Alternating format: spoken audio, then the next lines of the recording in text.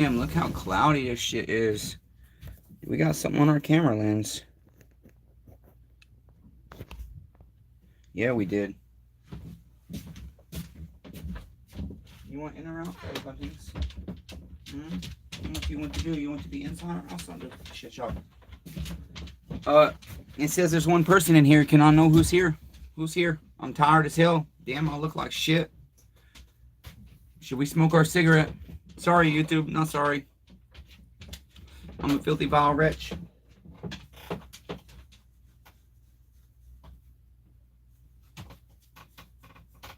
No, the one person doesn't want to make themselves known. That's okay. I don't know how well this live will do, because it was kind of spur of the moment. I thought a lot of people have asked for updates on various things. And so I really thought, you went out, Betty Bunting, you're in. You've got to make up your mind. We cannot do the in and out, baby girl. Okay, you're in or you're out. One or the other. That's going to be it, okay? I'm going to chalk the door for you, because it's not that cold out. Okay? There you go. No, I don't want to chalk that much. Just enough for you to get in.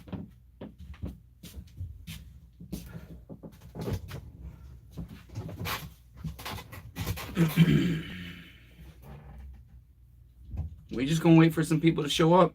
And if no people show up, well, then I guess this live is not a success.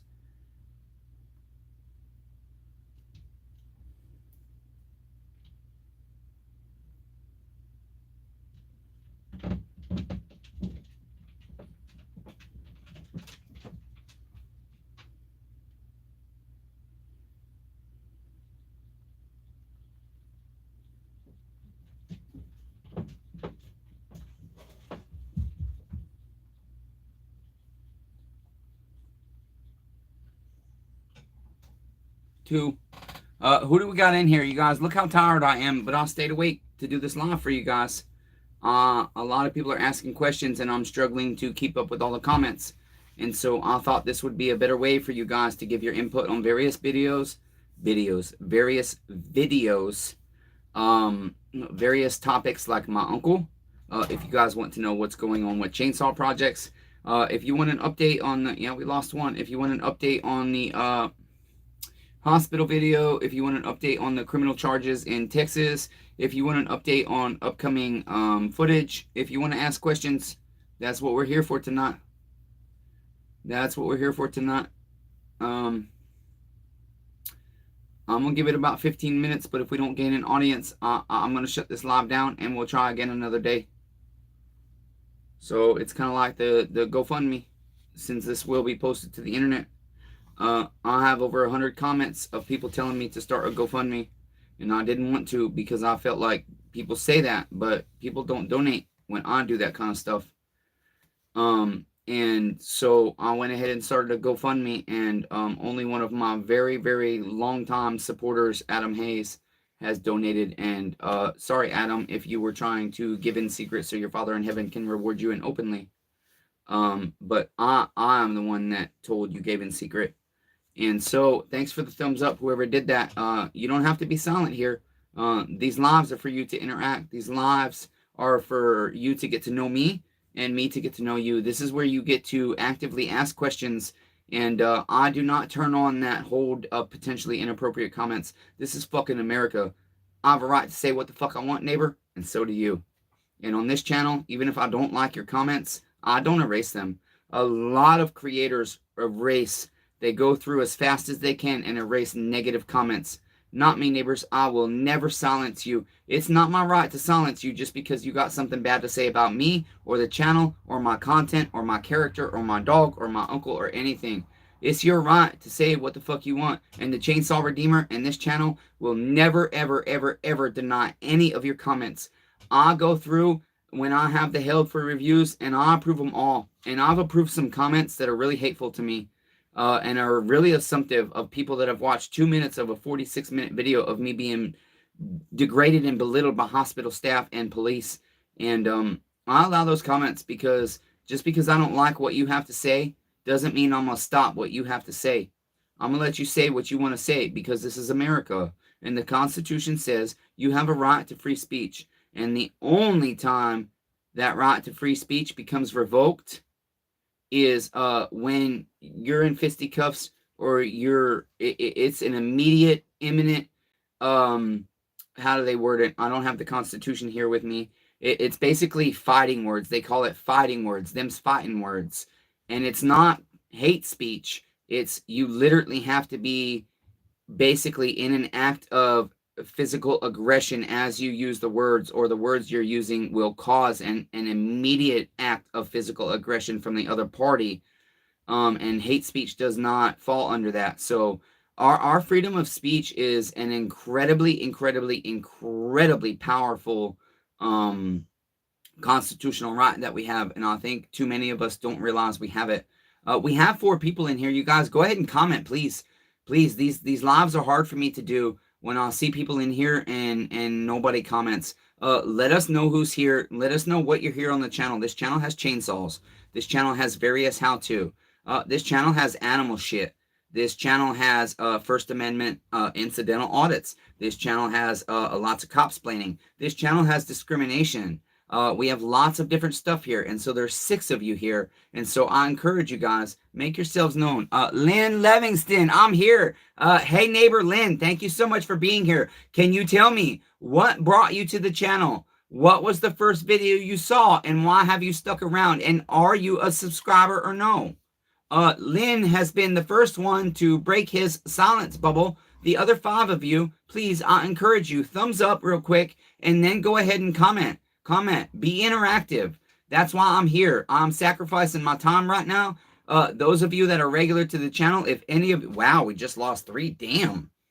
Any of you that are regular to the channel have heard about Dion, and you guys don't know a lot of the story about Dion, but Dion's back. Okay, I told you he's no longer with us. We both went to jail, me and Dion.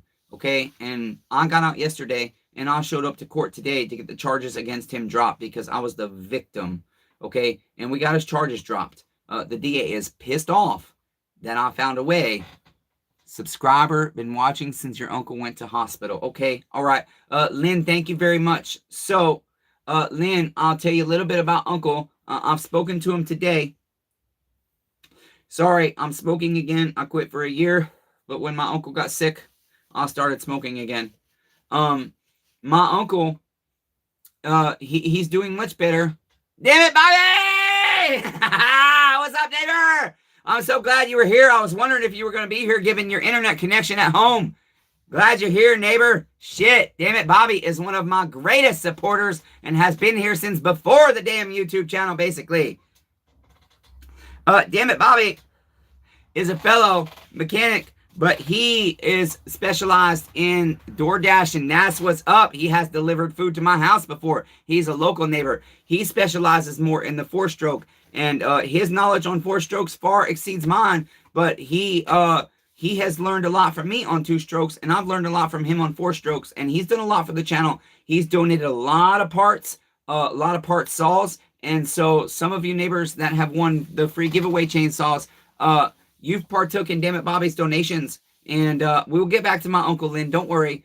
And also, Damn It Bobby is the reason I was able to sell that 362, because I had a 362 and he gave me a partial 362 and that was completely blown up, crankshaft seized. And I was able to take the parts off of his and complete mine. And I got $600 for that saw. And I gained a subscriber and I gained a local neighbor customer. Okay, so Lynn and others that care about Uncle, here's the deal. I don't know how much you guys know of the story that are here, but basically my uncle had been sick for about a week, and he is an exaggerator, and he is the boy who cried wolf. He's 54 years old, and it really exaggerates sickness and headaches and this and that and fakes passing outs and all kinds of stuff his whole life.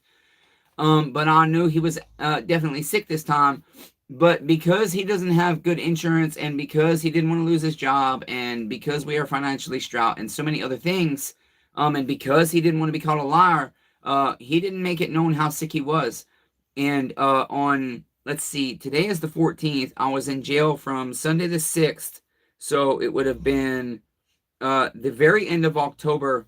On Monday night, I had my uncle call into work and told him I had not slept all night. That's why I look like this, you guys. I didn't sleep my last night in jail, but maybe 2 hours of very, very broken sleep in the morning.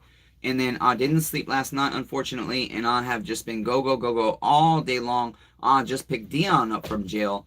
And damn it, Bobby, Dion's out. He's here, neighbor. Forgiveness, God damn it, kindness wins. And Dion's like my little brother. Yeah, we're gonna make things work, and we're gonna bring you guys lots of amazing shit. Me and this kid, we just got a fire under our asses.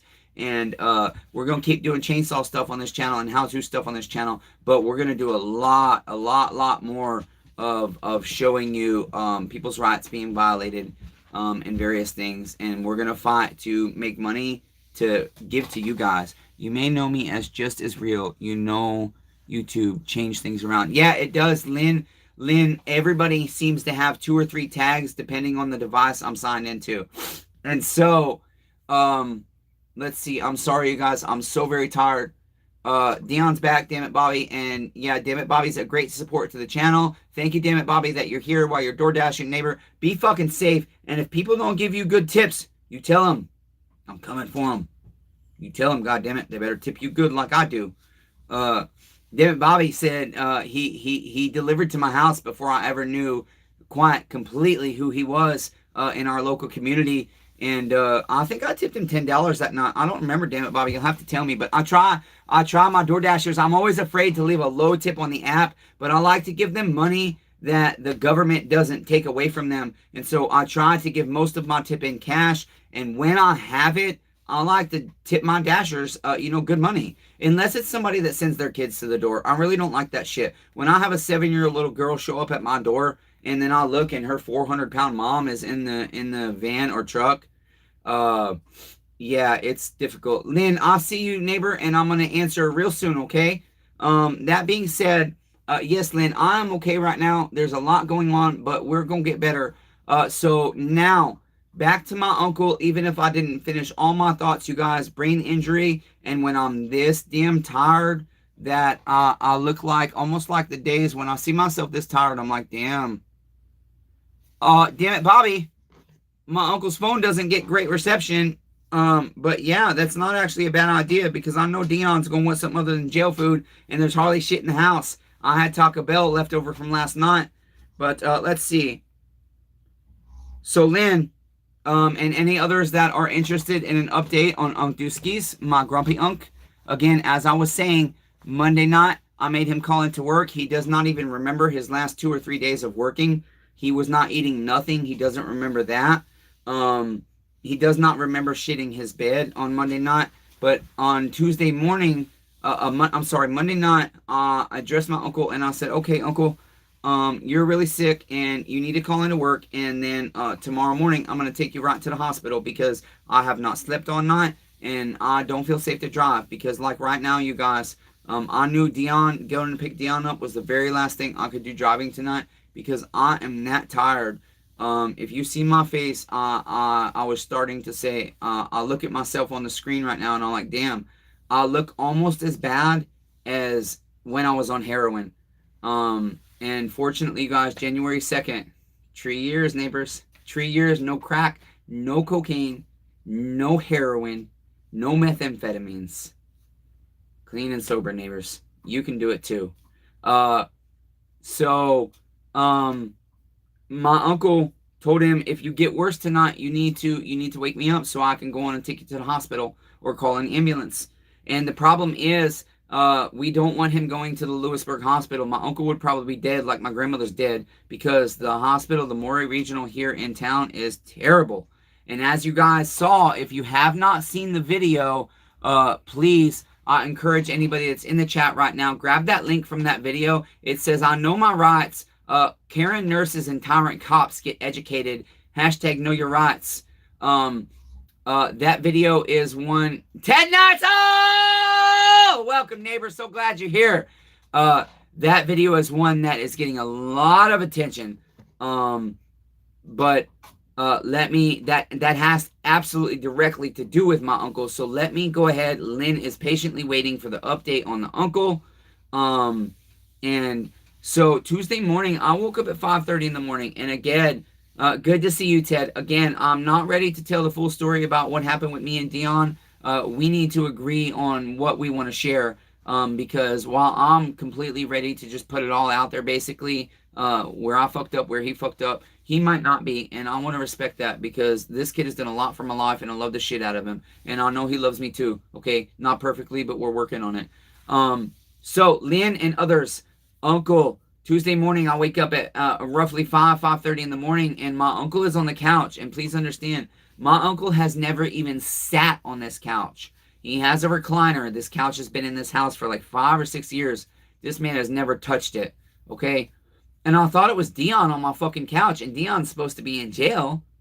And because my uncle's hair is standing straight up, and Dion's got dreads, but he's also got a lot of short hair he's twisting in between that, so it kind of stands up to about here. And as I got closer, I realized it was my uncle. And I said, Uncle, what are you doing on the couch? And my uncle was basically speaking like an elder person with dementia. You know, he wasn't making sense. He just was not adding up. And I'm sorry, every time I pet my dog and touch my face, I get fucking dog hairs all over my face. And so I said, all right, fuck it. That's it, Uncle. We're going to the hospital. And I threw out my back because I pretty much had to literally carry, like, on my back, my uncle to the truck. And so I had to bring my dog with me no matter what because my uncle can't help me. When we go in public, depending on where we're going, I usually bring the dog. But if it's somewhere that I know I might face issues, I don't bring the dog if I have my uncle. Because if I fall over, if I have an issue, my uncle will help me. Okay? And so he's trying to get me to take him to Lewisburg, because it's close and he doesn't want to burden me. And I said, no, Uncle, you're really sick. We need to take you to the better hospital. Unbeknownst to me that I would spend an hour. Again, somebody grab that link for me, please, and post it in the comments for people. I would spend an hour fighting for my rights with my service dog. My rights were violated, and we're going to sue the shit out of the hospital and the Columbia Police Department and all the individuals involved. If you guys, it was really hard for me to step out in faith and go ahead and start the GoFundMe because like over 100 people said you need to start a GoFundMe, but only one person has donated, and so I was afraid of that, but we'll see what happens. Nonetheless, so I take Uncle to the hospital. We arrive at the hospital, and tell them, I said, my uncle is very sick. He's been sick for about a week, and I have all his information, all his history, and he is not in his right mind. I said, but I need somebody to come out and get him in the wheelchair, and I will park the truck, and I will be riding with my service dog because I've thrown my back out helping my uncle to the truck. So I go in, after I park the truck, I bring in Fatty Buntings. Say hello, Fatty Buntings. There's the Fatty Buntings. She says hello. Say hello. Good girl. I walk into the triage room, and immediately this nurse Lauren is like, you can't bring that dog in here. Dogs aren't allowed in here. Now, clarification for you guys. I did not get the update video I told you I was going to get, but I have all my notes right here, okay? Because I've been working on so much, and I have a warrant in Texas right now. So many details. That video is not up yet, so I will tell you a little bit now since you didn't get to see that. I immediately get told by this nurse Lauren that dog's not allowed in here. This hospital has its security staff. Normally hospitals hire out from a private company for their security. This one, they directly hire all their security employees, okay? And they have canines, okay? The hospital hires canines. And so basically I get told my dog's not allowed because there's fears and allergies. This hospital has a dog on every single floor, yet people have fears and allergies, so my dog's not allowed. And I told her, no ma'am, my dog is a service animal, and I am my uncle's decision maker. And she basically like forced me out of the room and then slammed the door in my face. So at that point, I sat in a chair. Yes, the police were already at the hospital for a separate matter. I sat in a chair and boom, turned on my camera. And for 46 minutes, you guys will watch my rights getting violated. And so we need help on the GoFundMe.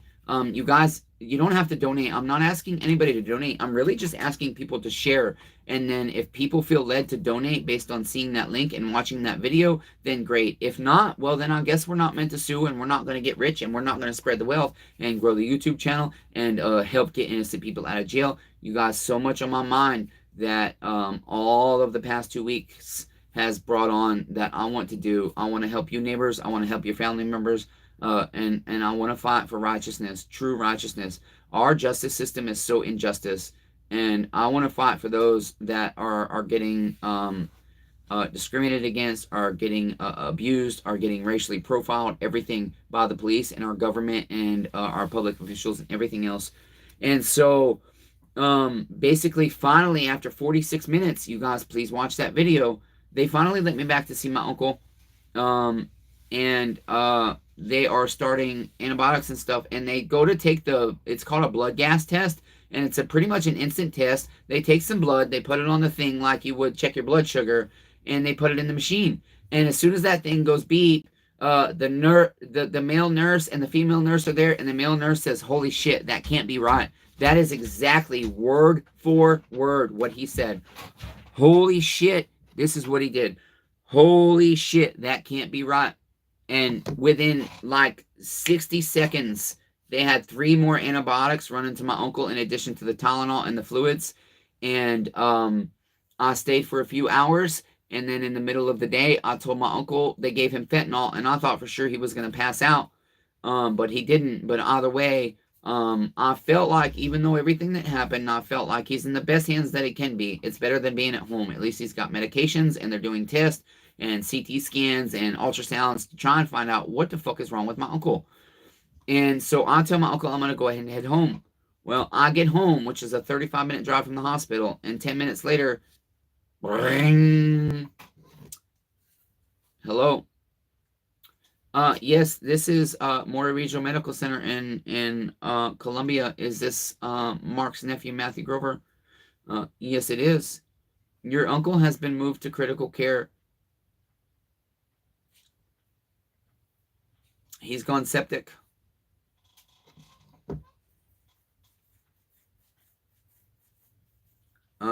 Next day, I'm at the hospital, and they tell me they gotta put a fucking tube down my uncle's throat, put him on a feeding tube, and give him a catheter. If this was my dad or one of my siblings or one of my brothers or sisters or other uncles or aunts, I know their wishes if they become a vegetable.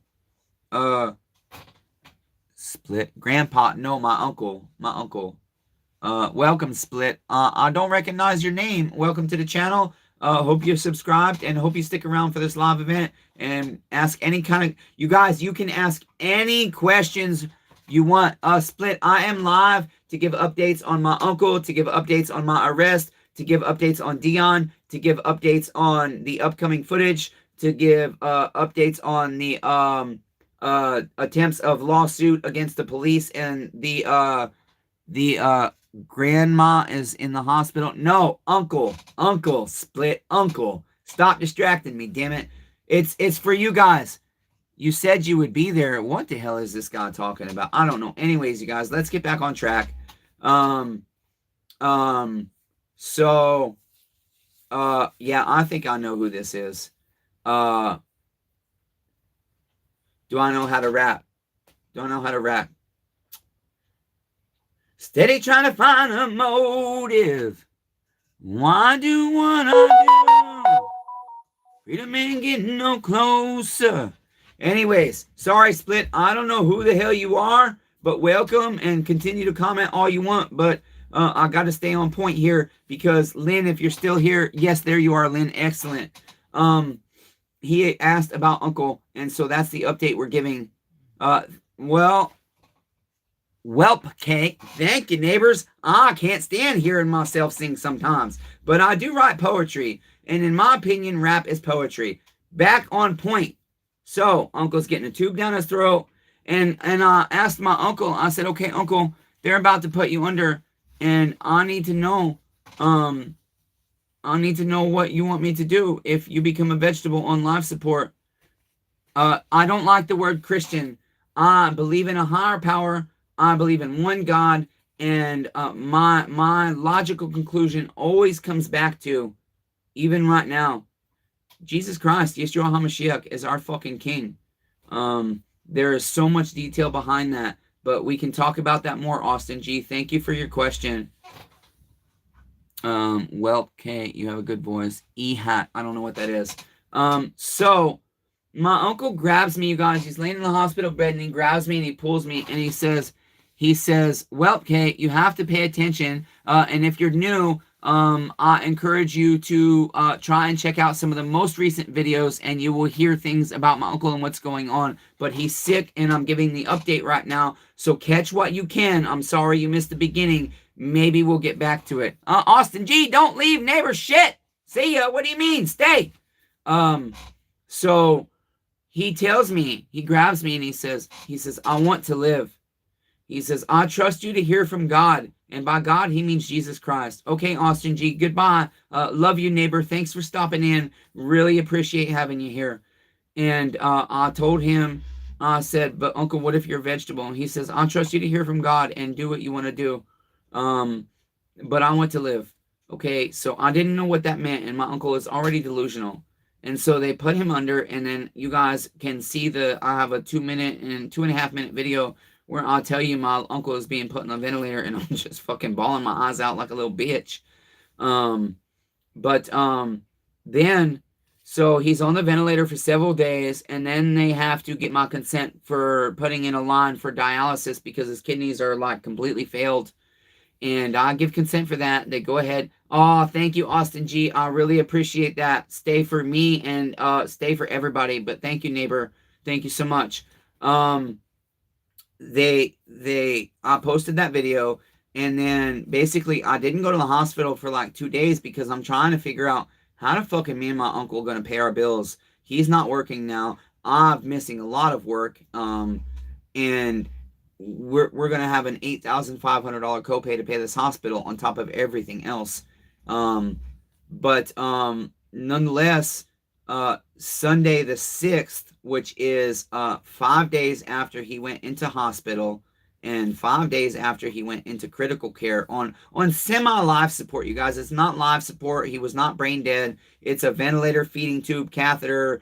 So they're breathing for him. They're using all kinds of medications to control all of his bodily functions and everything else, and dialysis to remove fluids because his kidneys aren't working. And Sunday the 6th, well, Friday the Friday the 4th, I called the district attorney's office to ask to have the charges dropped against Dion. That is a very long story for another day because, again, I think that's a story me and Dion need to sit down and share with you together because it involves both of us. Basically, Dion's outside. I picked him up from jail tonight. He saw me in jail, couldn't believe I was in jail. A lot of different stuff on that. So, and then I get arrested on the 6th, and I haven't seen my father in about 5 years. No, damn it, Bobby. My phone doesn't work, okay? I might have to call Dion up in here. Winnie the Pooh 471. Sup to you, brother neighbor. Thanks for being here. And my father shows up unannounced in Tennessee. And again, too many details to go over in just a couple of minutes. We might talk about it a little bit more in this live session, depending on how it goes. But I mean, hell has had to have froze over for my father to show up. But the timing, I called that DA to ask for the charges against Dion to be dropped because I was the victim in the case. Again, we'll touch on that more, hopefully. And the DA was pissed off at me. And I feel this was some corruption and it was retaliation.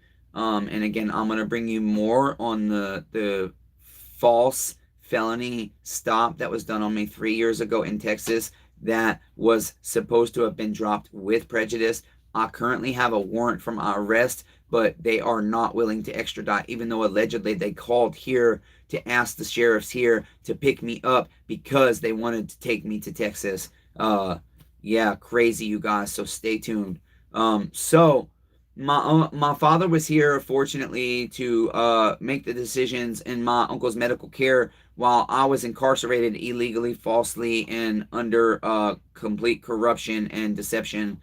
And a couple of days after I went to jail, so I would guess around the 9th or 10th.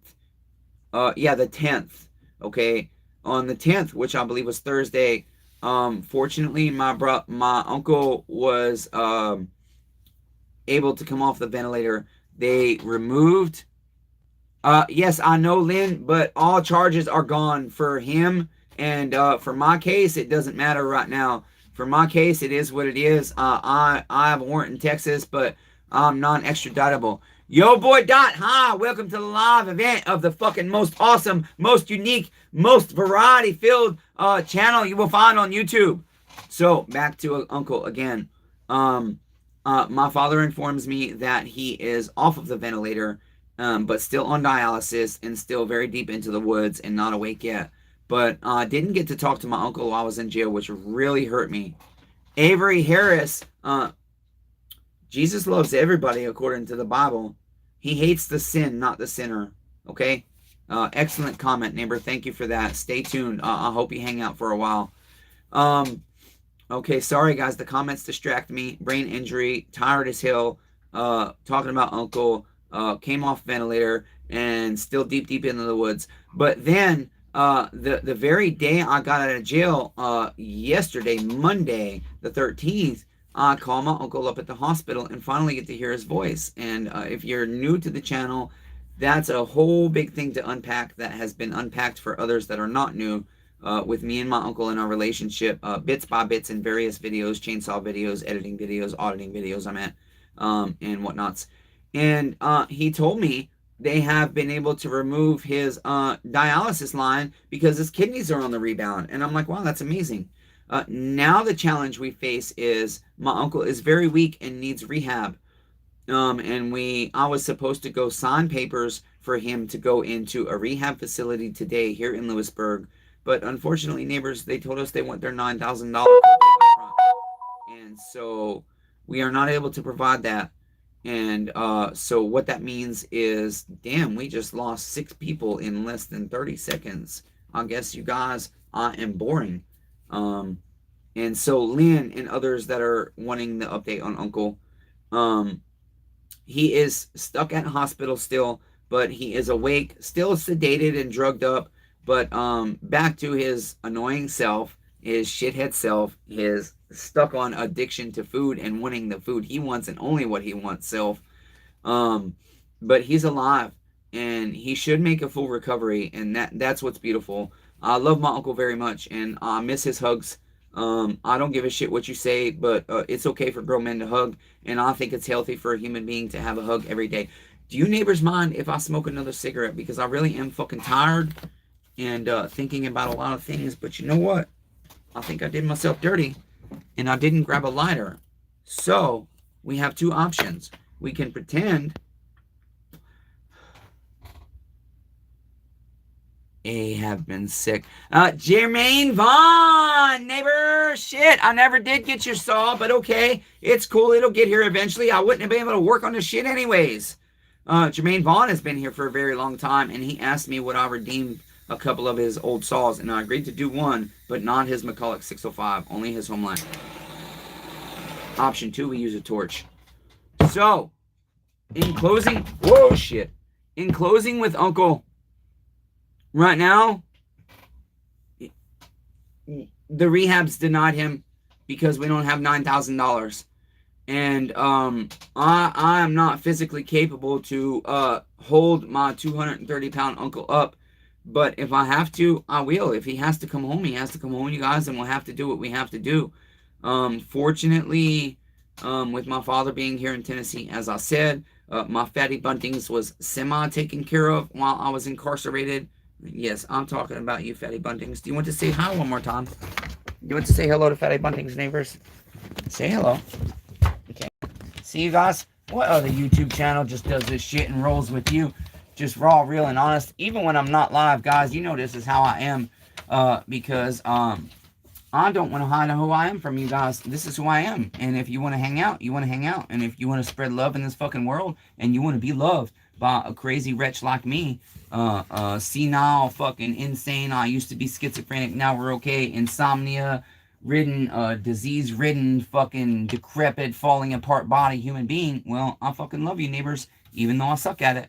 And so, Lynn, I hope even through all of the side notes and side notes and side notes to side notes and then side notes to the side notes of the side notes, you got the update on Uncle that you were asking about.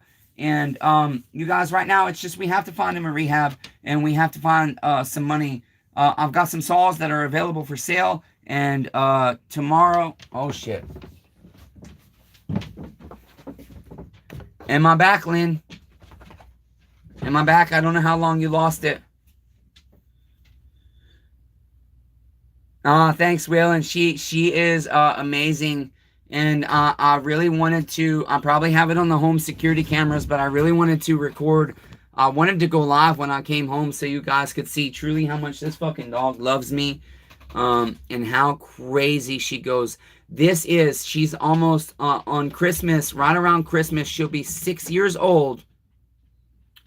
Okay, thanks, Ted. She'll be 6 years old on Christmas, and this is literally the longest stint of time we've been apart.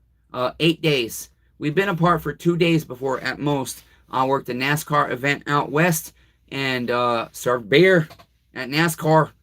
And she was with family for those 2 days. But other than that, you know, this dog has been through hell with me. This dog has been to trap houses with me when I was on heroin in Buffalo, New York. This dog has been homeless with me. This dog was with me when I was on meth in Georgia, fucking shooting my floor, thinking somebody was crawling under my house. She's been through a lot with me, you guys. I have only shared in the year I've been on here a tiny fraction of the vast amount of drama, testimony, entertainment, turmoil, success, trials, struggles, everything that comes with life. My story, you guys, is fucking not one book. It's a series of books. And I finally decided to share it because I thought, you know, when other people share their struggles with me, it helps me. And so with that, we can go to another kind of story of what's happening right now in my life. Every time I've been incarcerated, my dad, my brother, my other family, they've never been there for me. I was the guy. Steady trying to find a motive. Why do what I do? Freedom ain't getting no closer. No matter how far I go. My car is stolen. It wasn't stolen, but no registration. Tyrants patrolling. Now they done stop me and I'm getting locked up. They won't let me out. I was the guy. No visitation. No phone money. No commissary. In jail always. No support. Watching everybody else on the phone when you're in jail. Everybody else getting money put on their commissary, on their books from their family, their friends, their loved ones, their thug gangster neighbors, everything else. And I was alone. But this time my dad and my brother were there for me. My little brother is something else. I'm not going to go into extreme detail. But basically, oh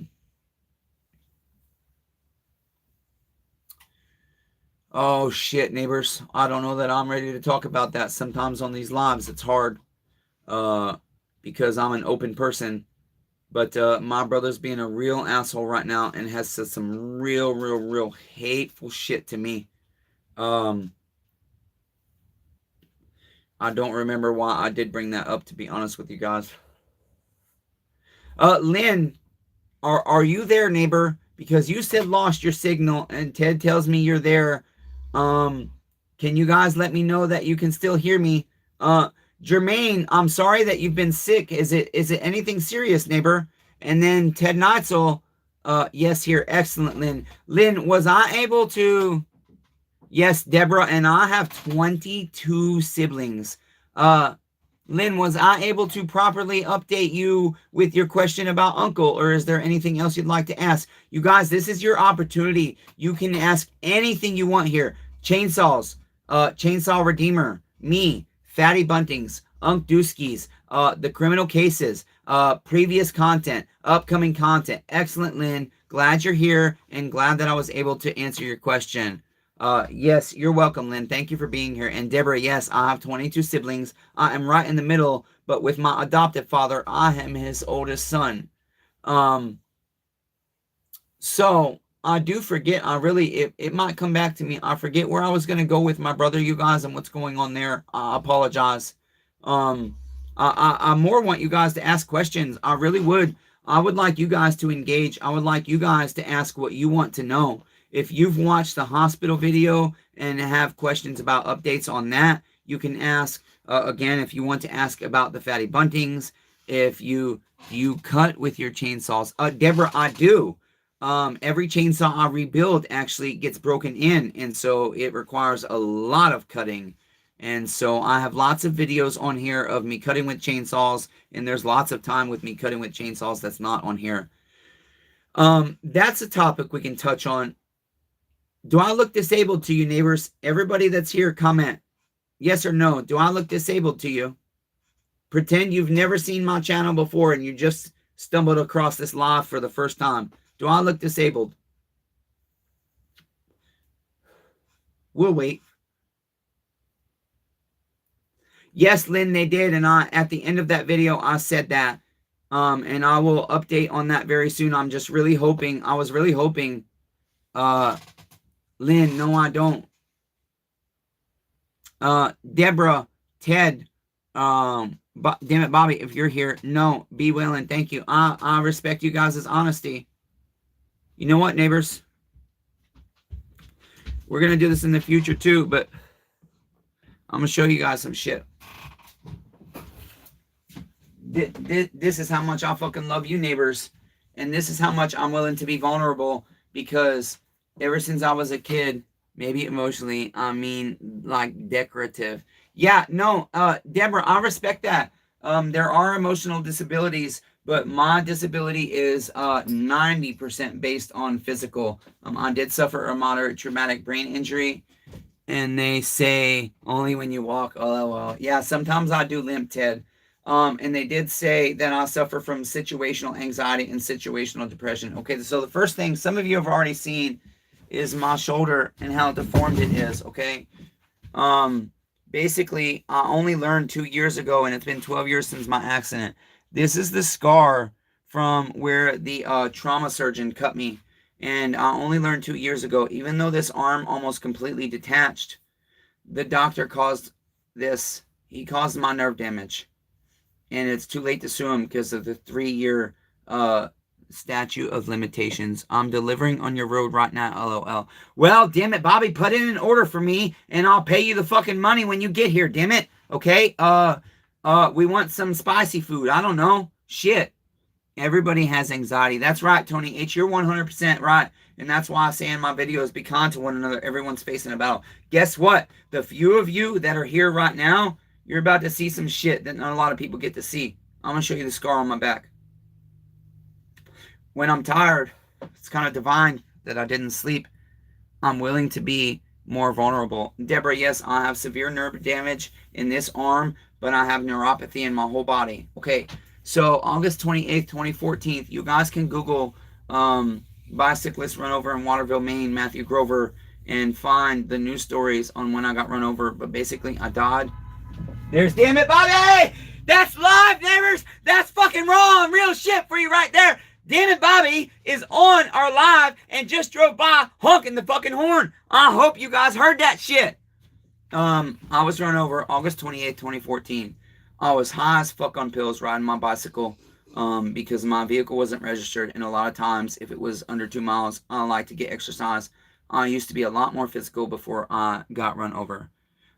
Yeah, Ted, I know it does tend to seem to get worse as you get older, huh? Because you're thinking about a lot of shit like, wow, I'm getting older.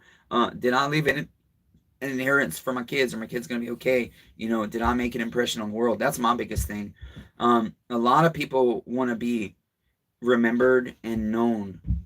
For me, you guys, I just want to know that I impacted at least one person's life in a positive way. And I have many subscribers that have my phone number, my email, and you guys, shit. I don't think we have a business card out here because I would have to take it off the phone. I know I need to bring a new box out. I don't have one, sorry. But smallengineredemption@gmail.com. A car ran you over. A van, Tony. One of the big white, like carpenter vans. A big box van. I died. My pelvis is reconstructed. I have what I call my hysterectomy scar because it's literally from hip to hip where they fucking cut me open and basically put my pelvis back together with like half a pound of titanium. And so I'm struggling, you guys. It's hard to show this shit. But you know what? You guys are here and you support me, and there's only a few of you here, so it's a little bit easier. So here we go. I got pinned under the van, And the exhaust manifold on the bottom of the motor did this to me, neighbors.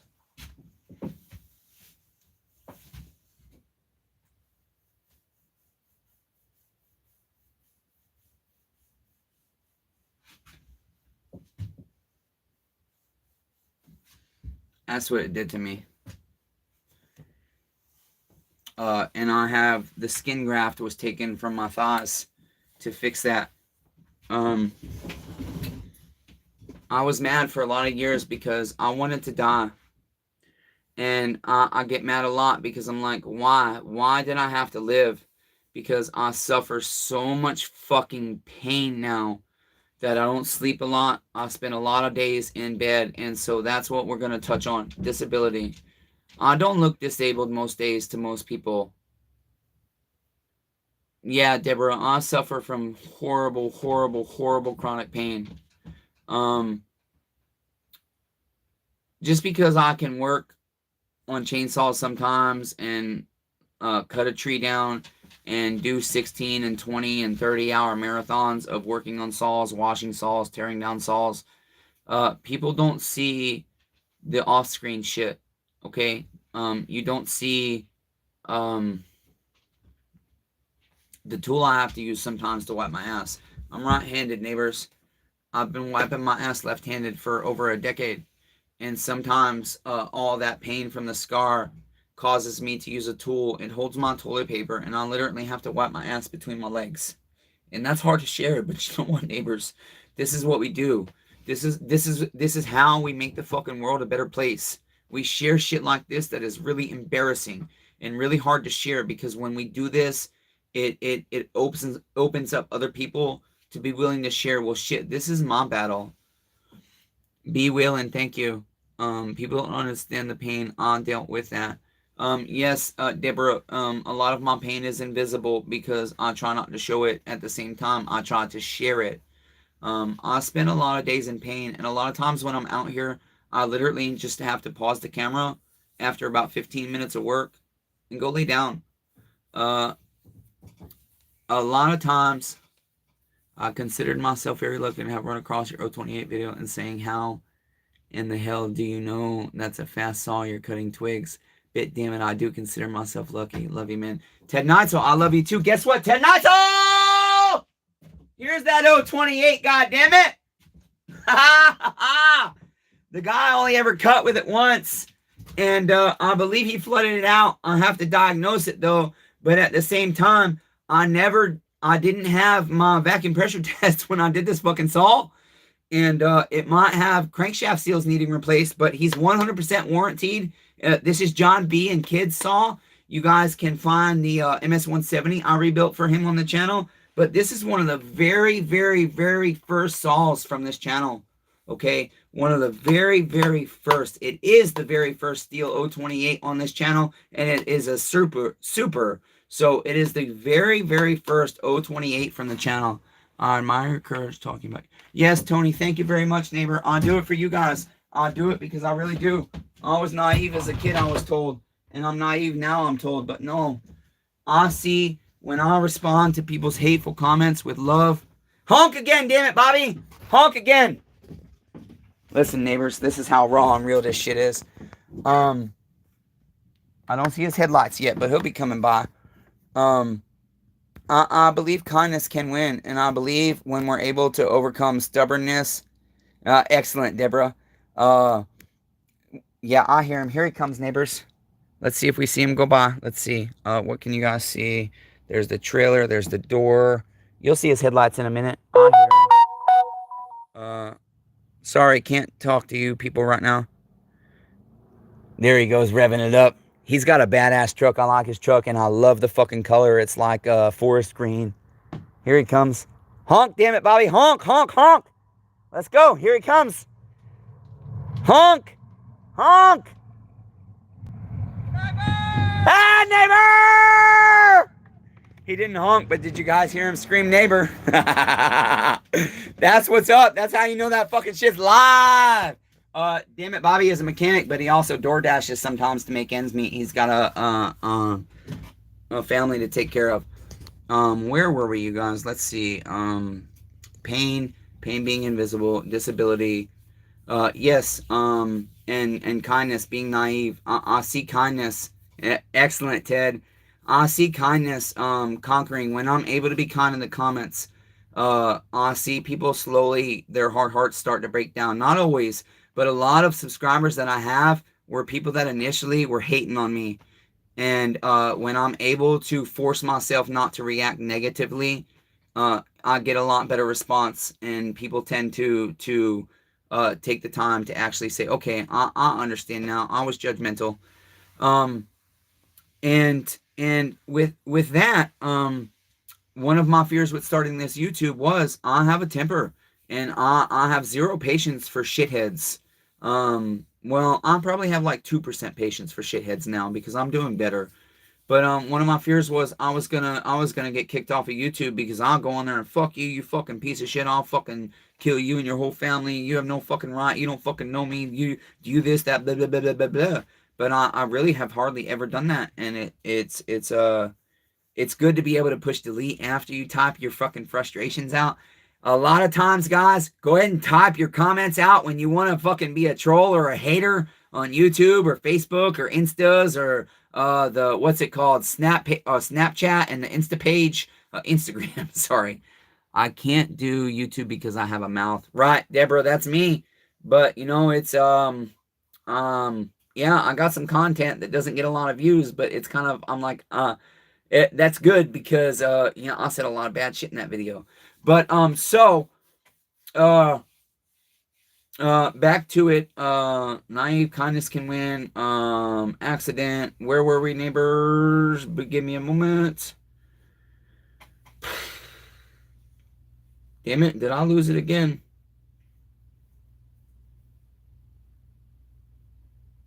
I think I did. Sorry, neighbors. Pain and emotion. Yeah. We're talking about my disability. A lot of people say, well, you don't look disabled. You guys don't see how much time I spend in bed. You guys don't see how many times I take hot showers per day.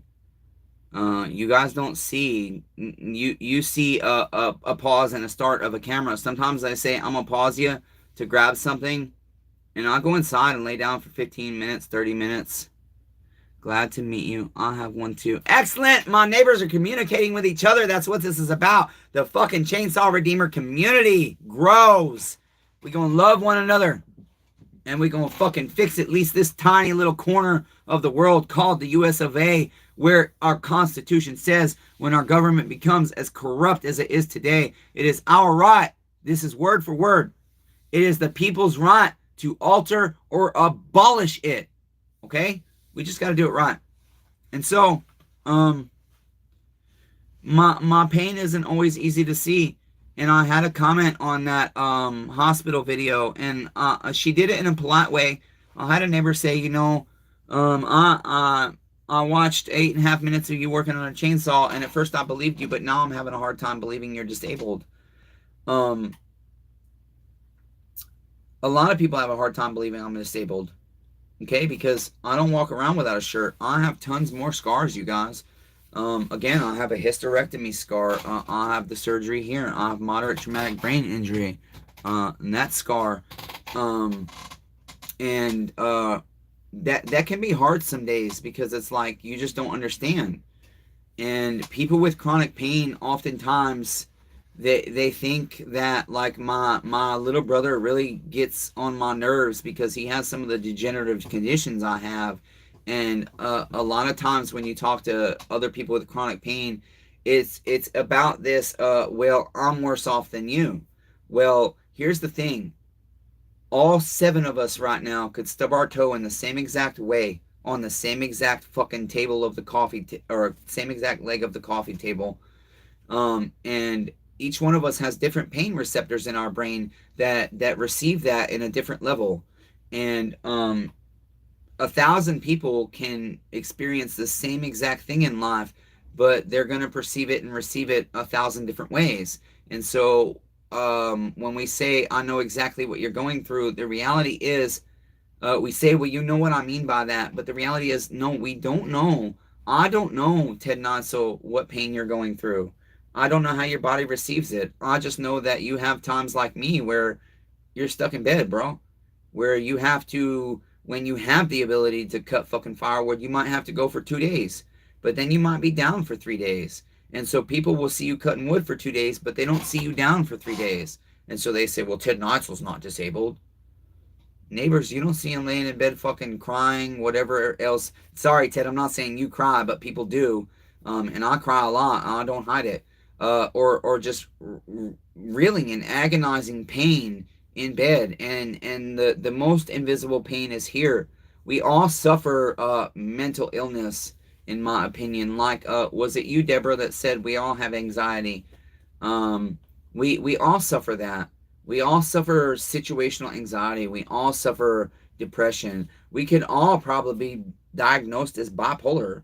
How many of you have highs and lows in life? I mean, all of us. I don't know a human being on this fucking planet that doesn't have highs and lows, right? And so that is a large part of why I say be kind to one another. Everyone is facing a battle, and I do really like the t-shirt, even though they stole my trademark phrase. There's ads, a battle you know nothing about. And the thing is, a lot of us don't talk about our battles, and a lot of the challenge with that is when we talk about our challenges in life, we get perceived as a whiner, a complainer, we're bitching, pissing, moaning, weak, this, that. We don't want to share our burdens with others because we don't want to burden them. But the reality is, neighbors, 10 sets of shoulders carrying 10 problems together is much better than 10 sets of shoulders, each carrying their own problem individually. When we come together and we actually open up and are willing to say, this is my battle, and not be judged for it, to have somebody receive it in a way that says, okay, I face similar battles and I can relate in this way, and to support somebody. I'm so tired of people, you just gotta suck it up and deal with it, gotta put your big girl panties on, blah blah blah blah blah blah. No, neighbors, life is fucking hard. Life is really hard for all of us. Every one of you, life is hard. I know. We gotta carry it together. You know what I'm saying? So with that, I would love to have questions from you guys instead of me just rambling.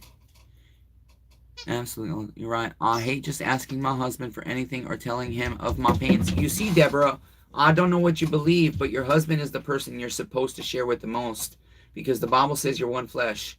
Again, no matter what you believe, I don't give a shit. You guys know that. I don't care. What Jesus said about how we should treat each other is what I love, and I believe it.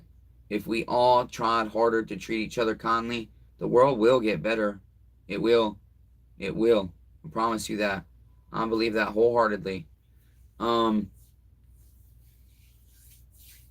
would like you guys to ask questions. Does anybody want to know what's going on with Saul's? What do you guys want to know about the Texas case, about Dion, about my uncle, about my father? You guys can ask anything, and I'll most likely answer it. He would walk on nails for me. It's just me not being able to do for myself.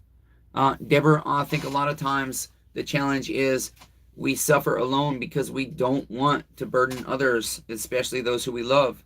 We don't want to burden them, We're like, oh, I got to be strong because I don't want to inconvenience their life. I don't want to hate their or hurt their life. I have no one to tell of my pain except my service dog. It's difficult. Lynn Livingston, that's not fucking true, neighbor.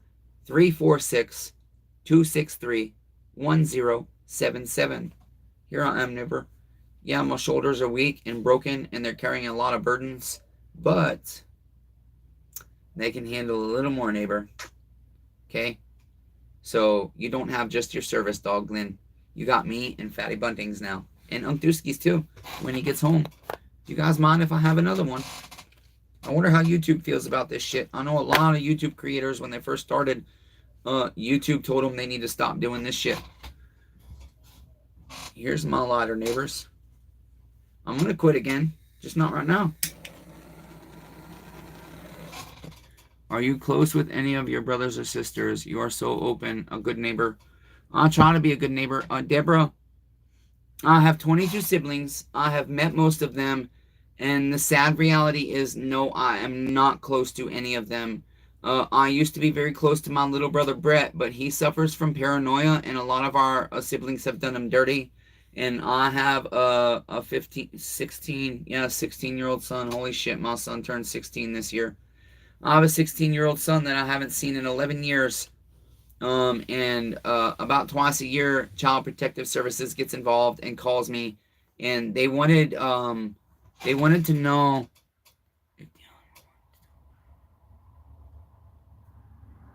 Ted Neitzel, I was hoping somebody would ask that, because I might ask you guys to hang out for 2 minutes while I go see. He doesn't specifically, in the beginning, he said, I don't want to specifically be on camera, but I don't mind if I am on camera to assist the channel. And so he did just get out tonight, but he might be willing. I don't know. We'll probably, maybe after the cigarette, I'll go ask him, Ted. And then let's get back to Deborah's question. Oh shit, we have to plug in, neighbors. We're down to 5%. I lost that 56% of battery fast. This fucking live shit eats the battery up. Damn. Oh look, there's my lighter. Okay, let's move you guys up. I will one day. Wired guy, you will one day what? Can you elaborate on that? Damn it. Sorry, guys. Let's get you plugged in before you die. Gotta get you on your life support. You guys, I have to know. You're almost a vegetable. Do you want to live, or do you want me to pull the plug, neighbors? Deborah, I hear vaping is worse than smoking, and that's what I had done. I went to a CBD vape, or I'm sorry, a Delta 8 vape, which is a very low amount of THC, because I can't smoke weed. It makes my pain worse. But like I said, a lot of things happen, and especially, I'm sorry, you guys, that the screen got darker, but it is in reality what we're dealing with right now because of low battery. I do hope you guys are plugged in properly. Let me make sure you're charging. Shit, you guys are not charging. There we are. Okay, hopefully we can catch up. We only have 3%. I am very sorry if it dies, you guys. I did work very hard to try and charge the phone. Okay. Damn, this is dead too. Everything's dead because of everything that's going on. It's me, Dion Elo. Weird guy! What'd you say? I will one day. Okay, so weird guy, Dion, you guys, he's here in the live chat with us. That's fucking awesome. He's right in the house and he's in the live chat. Thanks, Dion, for joining us. So there you go, Ted. He will one day. Bet quit smoking. I will one day too. Excellent, Ted. Gone again. He killed us. Am I not there? Are you there, neighbors? Am I there, neighbors? Anybody hear me? Hello, hello, hello, hello. Appears like that. That's right. I'm a fucking ghost like that sometimes. You never know when I might show up, and you never know when I might vanish. Oh, hey, neighbors. Did you see all those stairs I had to just climb?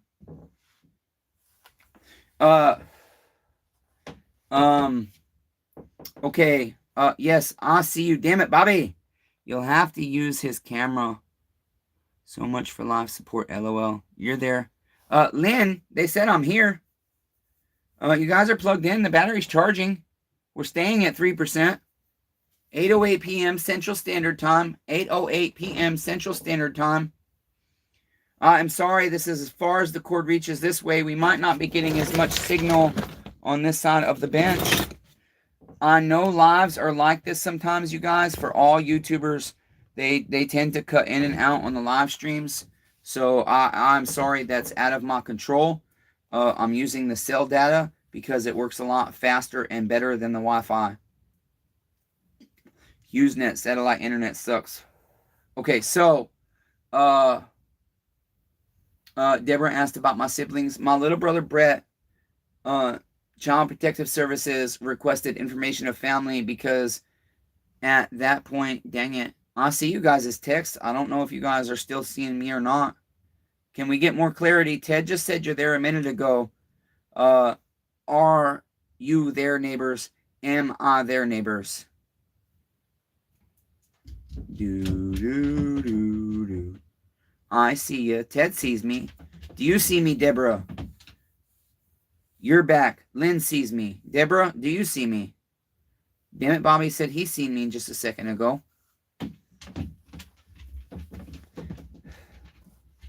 Hello, Fatty Buntings. Okay.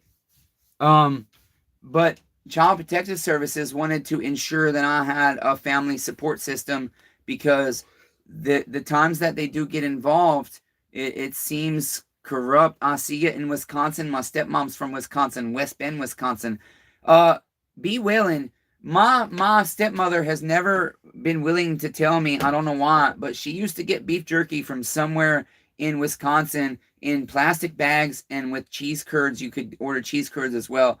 I want some fucking beef jerky from Wisconsin. So if you know where to get like raw by the pound beef jerky, not raw, but you know what I mean. It's by the pound beef jerky. It's like thin strips. Best fucking beef jerky in the world. I haven't had any in years. The dog's name is Angel. Yes, Lynn, but she has many nicknames. I call her Fatty Buntings. I call her Wantings and Wubs, and yeah, she's got lots of nicknames. My little brother Brett thought because I was asking for his information, such as his address, even though it's fucking right on the internet, that I was trying to steal his identity. And this was after I got off of drugs. I was up in North Dakota. It was about 1.5 years ago. Him and I would talk for hours and hours and hours and hours and hours and hours. And he cut me out of his life because he thought I was trying to steal his identity, even though I sent him pictures of my Credit Karma and told him, hey, bro, you want my login information to all this shit? I'm putting myself at risk of you stealing all of my money. And I will, Deborah. And yeah, I miss him. And then my little brother Christian is just a long story. I have twin brothers, Keith and Randy, one in Las Vegas, one in Georgia. I haven't seen Randy since about 2016. And I haven't seen Keith since about 2019. But him and my sister-in-law, Lupita, are about to renew their wedding vows at fucking Las Vegas Elvis Presley Chapel. And I won't be able to make it because of finances, but they did invite me. And I do talk to them, mostly my stepsister from time to time because my brother works as a heavy wrecker operator. And so, unfortunately, he doesn't get a lot of free time. The door being wide open. Hey, weird guy. It's cold out here. I hope you're nice and toasty in the house. Dion and I know someday, you guys, we will sit in front of this camera together and we'll tell you guys what happened. We might not tell you every single detail, but we'll tell you what the struggle was that night. And I broke the cardinal rule in my house. Dion, I'm going to share one fact, okay, buddy? I have a rule in my house. We don't call law enforcement unless it's life-threatening. And the reason is because they're corrupt, filthy, vile, dirty, and disgusting, and they only make people's lives worse. People get criminal charges because a family member is mad. And when Dion's ready, he'll share what happened that night on his part. But for me, basically, all that happened is we got into a disagreement. I'll leave it at that. And I called the cops. Dion understands why I did. We both fucked up that night. We both ended up in jail, not for the same situation, but because I was trying to get him out. The DA, I think, did some dirty shit and called in some favors through Texas and mixed up some paperwork because my warrant doesn't have my right name or date of birth, yet they still are carrying it as active and valid, and they should have never been able to bring me in. Someone in Oklahoma stole my identity and collecting unemployment with it. That's fucking terrible. I've had my identity stolen. I used to say anybody that wants my identity can have it because I had like a 402 credit score. About all law being corrupt. Deborah, yeah, they are. It's sad. I was very fortunate. The cop that did arrest me, even though I think he knew it was corruption and he was part of the corruption, he let me have like 5 cigarettes. He let me make tons of phone calls. And he did cuff me in the front. Other cops have forced this arm behind my back and it doesn't go behind my back very well.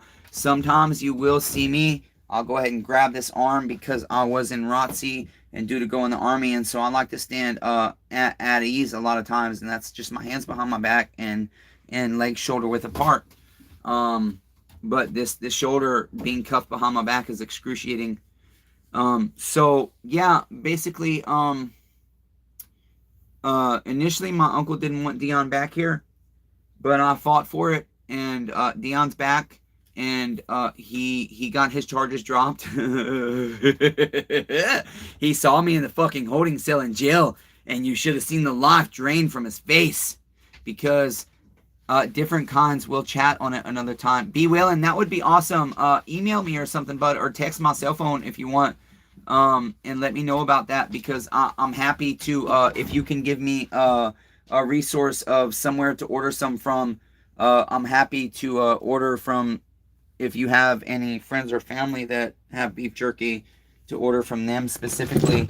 I'm looking for my business card, damn it, so I can just show you guys the info. I'll tell you what, here we go. Let me take you guys off the mount for a second. Don't die on me.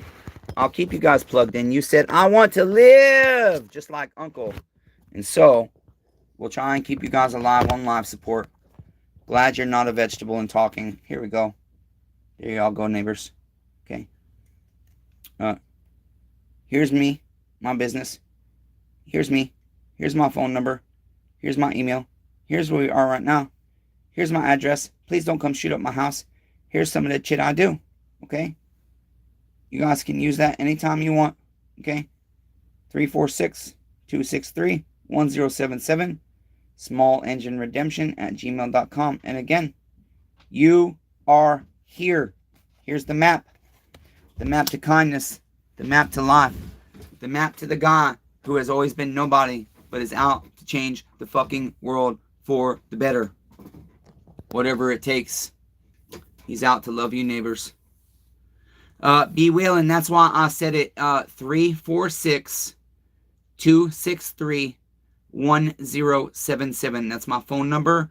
And then it's all one word, but 3 words. Spell it out the normal way. SmallEngineRedemption@gmail.com. And that's my email. Okay. So let's see. Kind of updated you guys on invisible pain and the disability. Ted, your 240 nightmare still down there. Fucking piece of shit saws. I feel like I'm just going to send you a different saw that's better than them two and just fucking put them bitches on eBay. I'm tired of fucking with them. But I got your 61, and I think I might have a recoil for it. So if I do, of course we got to pull that muffler, see if it's good, and if it is, of course I'm going to end up probably having to rebuild the carb and see if that bitch fires before I send it to you. Let's see. Would you guys like to know about what the fuck happened in Texas a little bit more? Okay, so, great. I'm glad you said yes. January 2nd of 2021 is when I started my sobriety journey.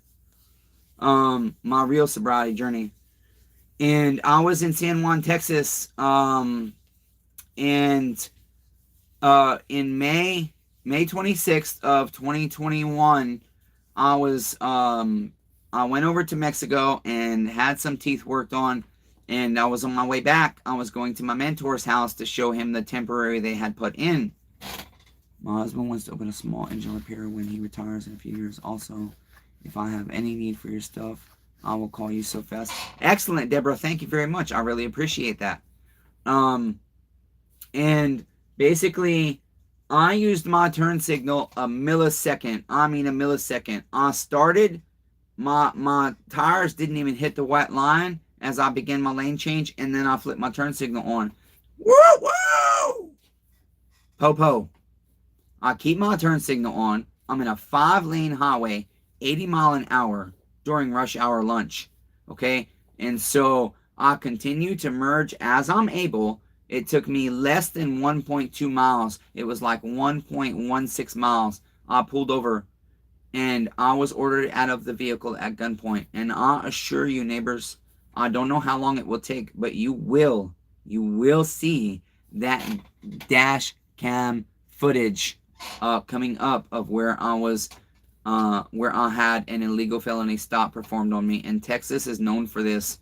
I think I'll get at least 25 to 50K for that, because I was gonna leave it alone, but now that they have a warrant open for me again and some shady shit's going on, I'm not going to.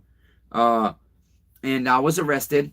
Okay, I was afraid I was gonna get shot because they kept telling me, you better put your fucking arm up, and I kept telling them, I can't, I'm disabled, I have nerve damage, I can't. And I thought they were going to shoot me, you guys. I thought they were going to fucking shoot me. Tex and Flaw are the absolute worst. Yeah, Florida's terrible. They extradited somebody from fucking Arizona on a 25-year-old traffic citation when I was 18 years old, the first time I was ever in jail. Fucking Popeye sat there for like 18 days, and the judge in Florida was furious they extradited him. Back to it. Let's see. Topic was Texas. Yes, Texas stop. So I sit in jail overnight, and in the morning I go in front of the judge and for my bail hearing, and she immediately says to the DA is arguing for no bail. And the judge said, I'm not sure. This doesn't appear at all to me to be a fleeing or an eluding case. I want this young man released on OR immediately. And she says to the district attorney, she says, and prosecutor, I would suggest you review this dash cam footage a lot closer and consider dropping these charges. Well, because of that arrest, I got bit by a fucking skeeter or something. I lost my ministry position down there in San Juan at Haven of Hope Retreat. And I lost my ministry vehicle and my ministry apartment and everything. And so I went to Alabama, and then from there I went to North Dakota, and I spent just over a year, helping Casey. He's a Seventh-day Adventist, and they're a cult. Sorry, Brother Casey, love you, but not sorry for the fact that you're in a cult, in a bad cult with false beliefs. And I spent over a year there. I've spent 3 years, basically, you guys, sacrificing my disabled body to help others. And I also have some footage. Side note real quick, I have 3 videos. I thought I had 4 for you guys, but 3 videos of some more of me and Fatty Buntings being discriminated against in Arizona is terrible. In North Dakota, and I'm going to have that coming for you hopefully this week. Not the greatest footage. Yes, I am, Deborah. Old soul. Not the greatest footage in the world, but I think it will be entertaining. You guys, we're almost at 1,000 subscribers. Please, if anybody can bring anybody in, if we get to 1,000, then I'll start making tiny bits of money on ads and just by you guys watching videos. Then I don't have to ask for you guys to become members. And like the whole, again, I'm not asking anybody here to donate, but if you guys will please go to that hospital video. Again, the thumbnail is holy emoji, shit emoji, holy shit, Karen, eye roll emoji. And there's a link to a GoFundMe. Just share it on your social media. You'd be surprised how much that can bring about. If you even have 50 friends on Facebook and 20 of them watch it, and then they share it with one friend each, and then that's how shit spreads. I don't do social media. This is it. And my tiny little Facebook. I really want to sue that hospital, and I really want to sue the Columbia Police Department, but an attorney is expensive. This kind of attorney. I cannot seem to find one that will take the case without a retainer, let alone find one that will take this type of case at all. So just share it, you guys. I'm not asking you guys to donate. Just share it. And if the money comes, it comes, great. If you can and want to donate, fine, donate, great. If not, cool, I don't give a shit. I'm so done with the asking people to become members and shit. I hate that. I hate that shit. I just want it to naturally happen. So, back to Texas. You guys know me. We'll talk about 1,000 different fucking things, but 99% of the time, I always come back to it.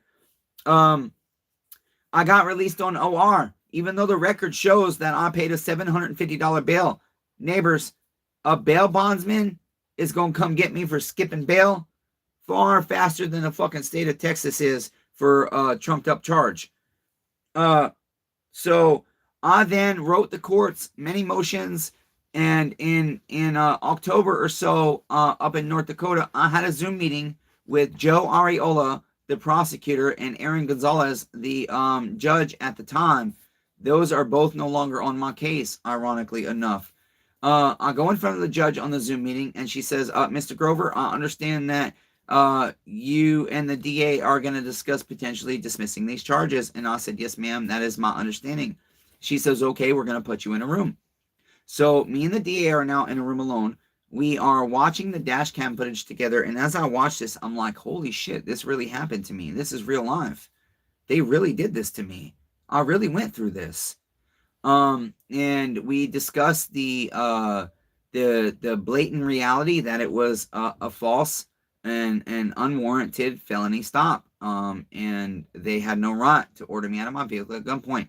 And while the DA did try and argue a little bit that technically I probably could lose a case if I tried to fight the traffic ticket, but he felt, you know what, it was so close. You hadn't started into the next lane, and then you turned your turn signal on. We're going to go ahead and dismiss the failure to signal lane change as well. And I said, okay, so we just have to go in front of the judge and let her know what we decided, right? And he says, nope, it's going to be dismissed with prejudice, and it's going to be like this never happened because it's with prejudice. It's basically going to be erased from the record. This doesn't exist anymore. And so I had 3 witnesses in the house with me at the time that heard what this DA said. And now all of a sudden, nearly 3 years later, I find out that for over a year, I have allegedly had a felony warrant out of the state of Texas, Cameron County. So you guys, I will do a video on this at some point, and we'll go ahead and give you all the info to the district attorney there, to the pretrial services, to the sheriff's department, and to the warrant office. And that way you guys can redress your grievances to them. Just do it with kindness, professionalism, and courtesy. Okay? Be polite, even though they're dirtbags that don't deserve it. Well, hell, we gotta work, y'all. Yeah, Deborah, that would be great. Thank you very much. Don't forget AZ. I assumed you meant Arizona. That's why I said that, Lynn. And so I get pulled over on the 6th, and that video I just posted tonight shows just the short clip I have on that, and I gave an explanation before, you guys, before and after the short 3-minute video of when the cops pulled me over.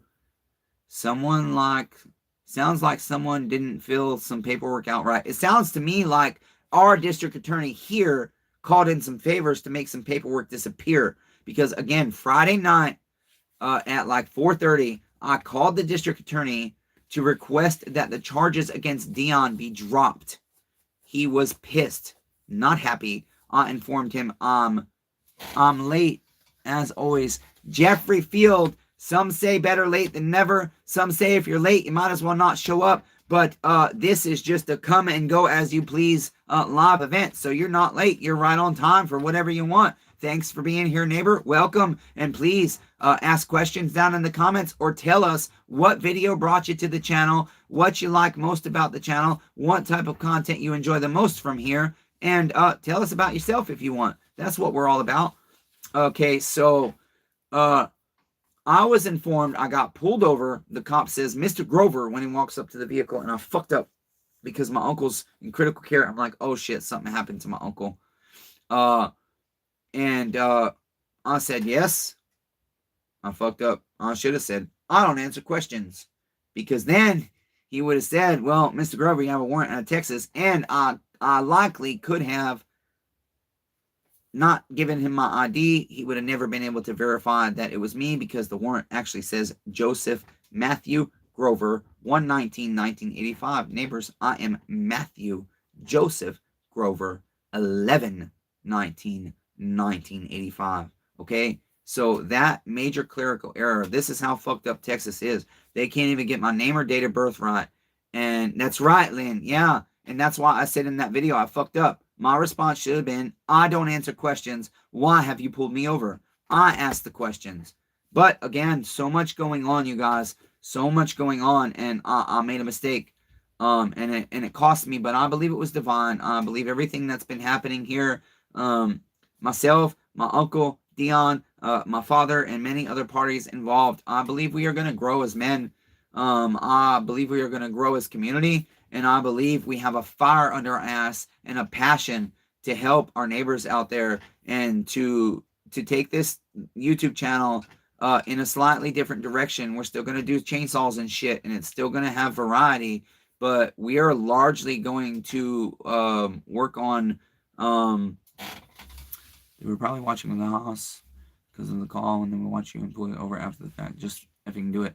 Yeah, Deborah, they followed me from town and pulled me over 0.2 miles from my house. And so basically, I ended up getting arrested here because allegedly Texas, on a fucking Sunday, you guys, come on, called here and faxed a warrant over and said to the Marshall County Sheriff's Department, we found out this guy's in Tennessee, even though he's had a warrant for a year and been in Tennessee the whole year. We just found out now after he talked to the DA there trying to get charges dismissed against his little brother.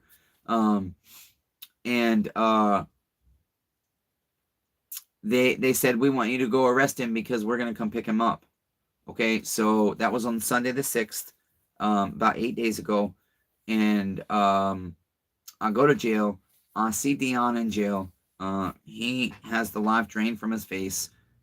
He's a very caring guy, you guys. I don't know if you're still here, Dion, but I've talked about the positives of you since you got here. He's beneficial to my life and everything else.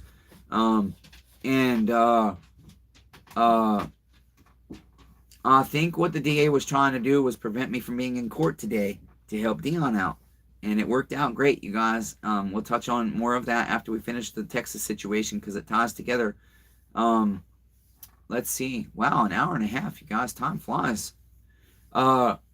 So basically, here I am in jail, and everybody, everybody's telling us, oh yeah, Texas wants him. They're coming to get him, blah, blah, blah, blah, blah, blah, blah. So my charge in Tennessee was fugitive from justice, and Texas had a hold on me. Well, Monday morning, 7 days after I get locked up, they come to the pod, and I have barely slept a lick, again, because it's jail. I'm on very uncomfortable. See, my fatty bunting's hair is floating everywhere, and my nose will start itching again. Very uncomfortable, lots of pain. One of the largest reasons I am deterred from getting in trouble with the law is because I don't want to go to jail because I struggle in jail with my physical pain. I have migraines and everything else. When I can't take Tylenol as I need it, when I can't take a hot shower when I want, when I can't lay on a good bed, and especially when I can't have my fatty buntings, it makes life hard. That is my largest deterrent from getting in trouble. So Monday, 2 days ago, they come to the cell block and, Grover, pack your shit. And I said, where am I going? And C.O. Johnson tells me, well, I don't know. They told me to come get you. You're going to booking. I'm devastated. Fuck. Texas actually came to get me, even though nobody seems to think outside. My little brother that was communicating with them, my father, me, my defense attorney, so many people felt like Texas is not going to come get me. It's 1,070 miles, you guys. This is South Texas, the fucking Mexico border, for an FTA. That really was the failure to appear was what the extradition is for. The original charges obviously tied into that, but the fleeing to elude, which again, you guys will get to see that dash cam footage eventually. My daddy said my hemorrhoids was just speed bumps to him. That's a weird comment. Unless you're a hemorrhoid, get off my ass. I don't recognize your name, Bogo. That's BS.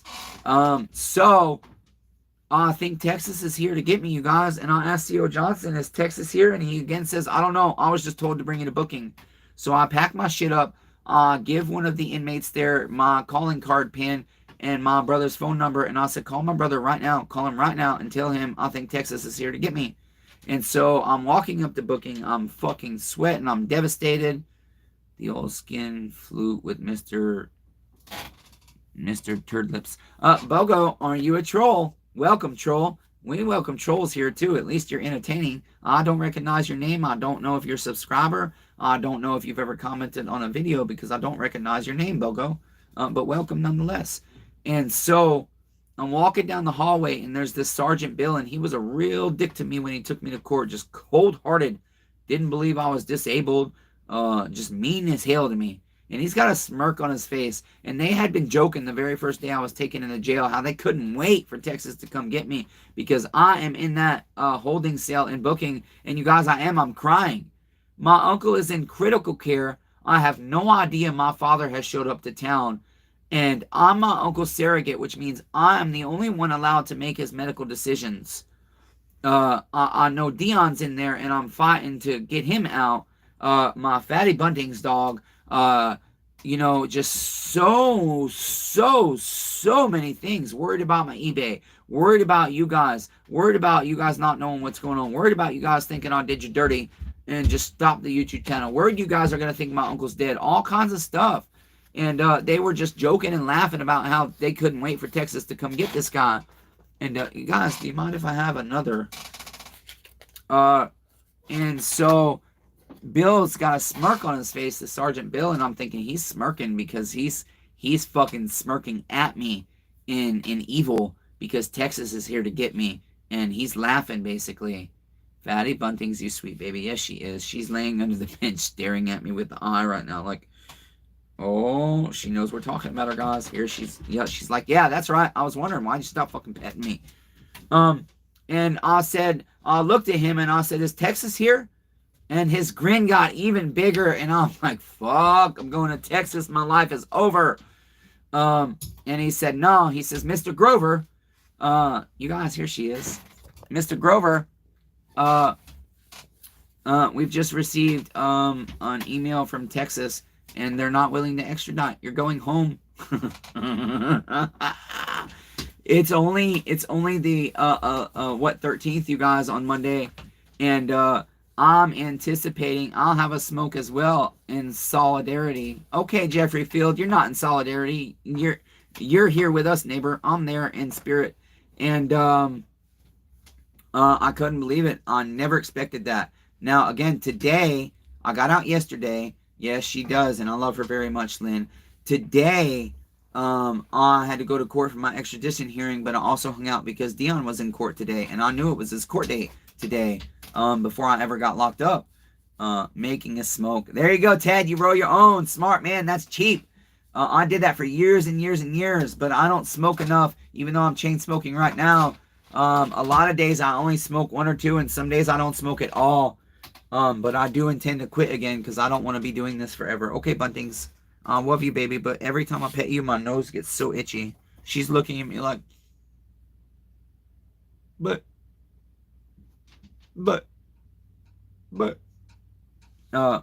And so that was it. I got out and I started working on things right away. I got some of my bills paid. And ironically enough, again, my dad, see you guys, the dog hair is all over my face now.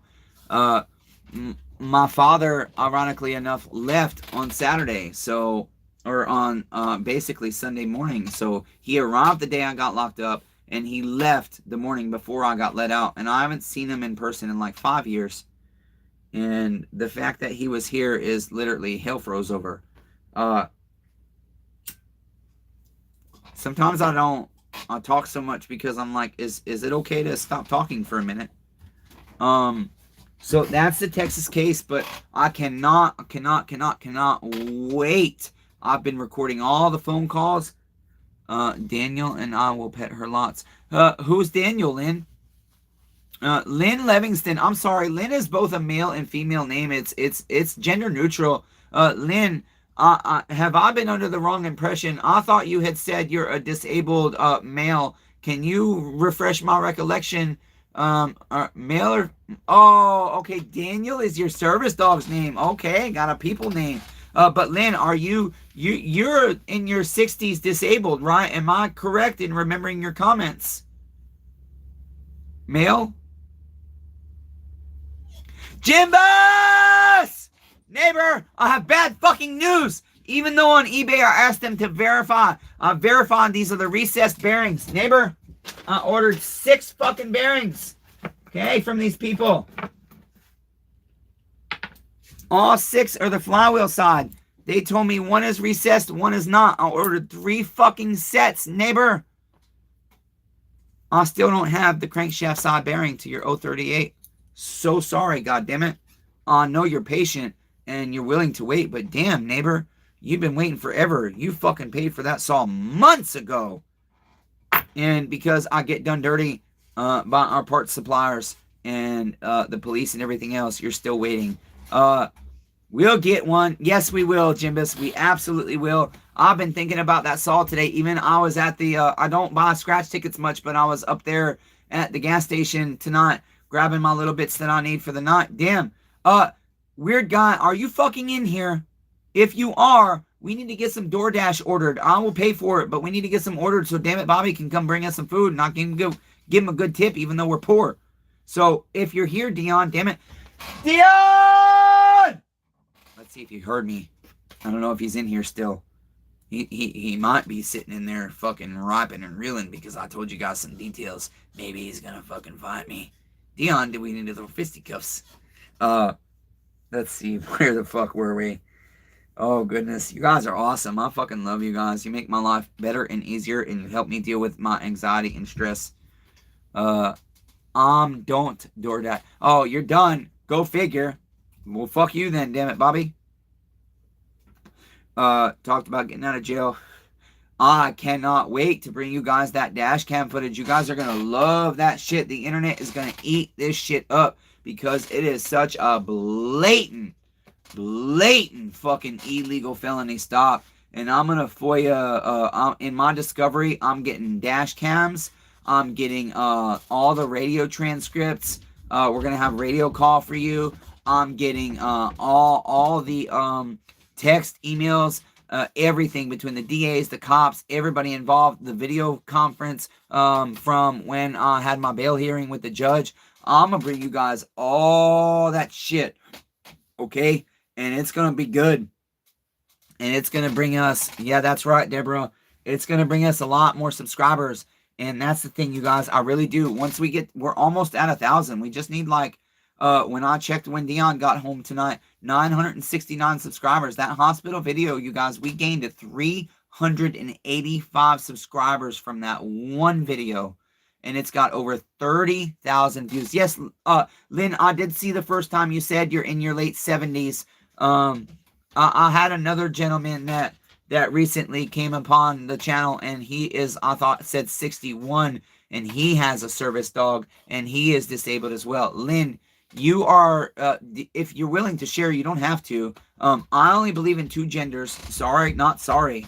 But are you male or female, neighbor? Or are you, questioning? Are you, what are there? There's transgender, transsexual, transbi, gay, sexual, poly, we, them, they, us, all that shit. YouTube allows me to put a pronoun on my thing now, so you guys know how to address me. You can just call me we, them, they, and us, okay? I used to be schizophrenic, but now we're okay. Like cereal. No, I'm a fucking man. Isn't it obvious? I have a dick. I was born with a dick. Okay, Lynn. Wow. I did you dirty, Lynn. I thought you were male. Again, because of that other subscriber. Thank you, Lynn. I love that we have a female audience. When I first started this channel, it was like 97.6% of my audience was people like 44 to 62. And it was almost all male. And now we have just a small amount of people under the age of 18. Sausage Fest. We got a couple females in here, Jimbus. It was a Sausage Fest. But we have a much more variety of audience. And I really love that because when I was a kid, even before I became a teenager, I was never wanting to hang out with my brothers and sisters and their friends, and I never had friends of my own because, as you guys can see, I'm a fucking crazy guy. I was always with my dad and my uncle, like kind of pulling on their shirt. Daddy, Grandpa, can I hang out with you and your friends? I'll be quiet. They're really boring. I like you guys better. And so, Deborah, you're on point. I am an old soul. There you go. You got a goal. Sometimes you have to make one goal and do it, and it will be so fulfilling. It will set you up for the next one. Well, my only goal in life as a whole, Deborah, is, again, I want to bring about change. I want people to feel loved. Ted Notzel has been here since very early on, and when he just openly says love you in the comments, I'm like, yeah, why do 31. Yes, damn it, Bobby. Unless we've gained any while we're doing this. It's like, why, fuck. Damn it. Let's see. Also, oh yeah. Why is it such a problem for us as human beings to say I love you? And it's because there's this stigmatism put on it. Like when you start dating somebody new, you're not supposed to say I love you. But I especially love it with Christians. Two Christians start dating. Second greatest commandment, love thy neighbor. The person you're fucking dating is your neighbor in the eyes of Jesus. Yeah, I know I need to. And I really thought, I guess my intro was too long and my thumbnail wasn't good enough. I kind of did that arrest video because it was an easy one. And I thought it might bring in the last few subscribers. But I do believe the footage from in North Dakota will do it for us, neighbors. I do believe it will. Okay. The big thing is, please, you guys, share that fucking GoFundMe so we can get a lawyer. Because if we get a lawyer, we can get more dash cam footage. We can bring you guys all kinds of awesome shit on the front of civil rights and everything else. Discrimination, disabled. A lot of my members, a lot of my followers, a lot of this community are disabled folks. Ted Neitzel, me, Lynn, Deborah. I don't know if you said you were disabled, but it seemed like you might have a chronic pain, you said. And for me, it's about bringing back the rights we have as Americans. When I read our Constitution, I'm like, holy shit, they lied to me. B. Whalen, thank you so very much. I really appreciate it. Hey, anything you can do. The likes, the shares, the comments, the being here for the lives, everything. Like I said, it's hard for me. I don't mean to keep bringing up the GoFundMe, but I don't want you guys to donate. I just want you to fucking share it with the world. And then as people feel led to donate, hopefully they donate. Because I want to win this hospital lawsuit. That gives us money to do what we need to do. There's a lot of corruption in this fucking town. Our mayor, our chief of police of the city of Lewisburg Police Department, Scott Braden, is corrupt.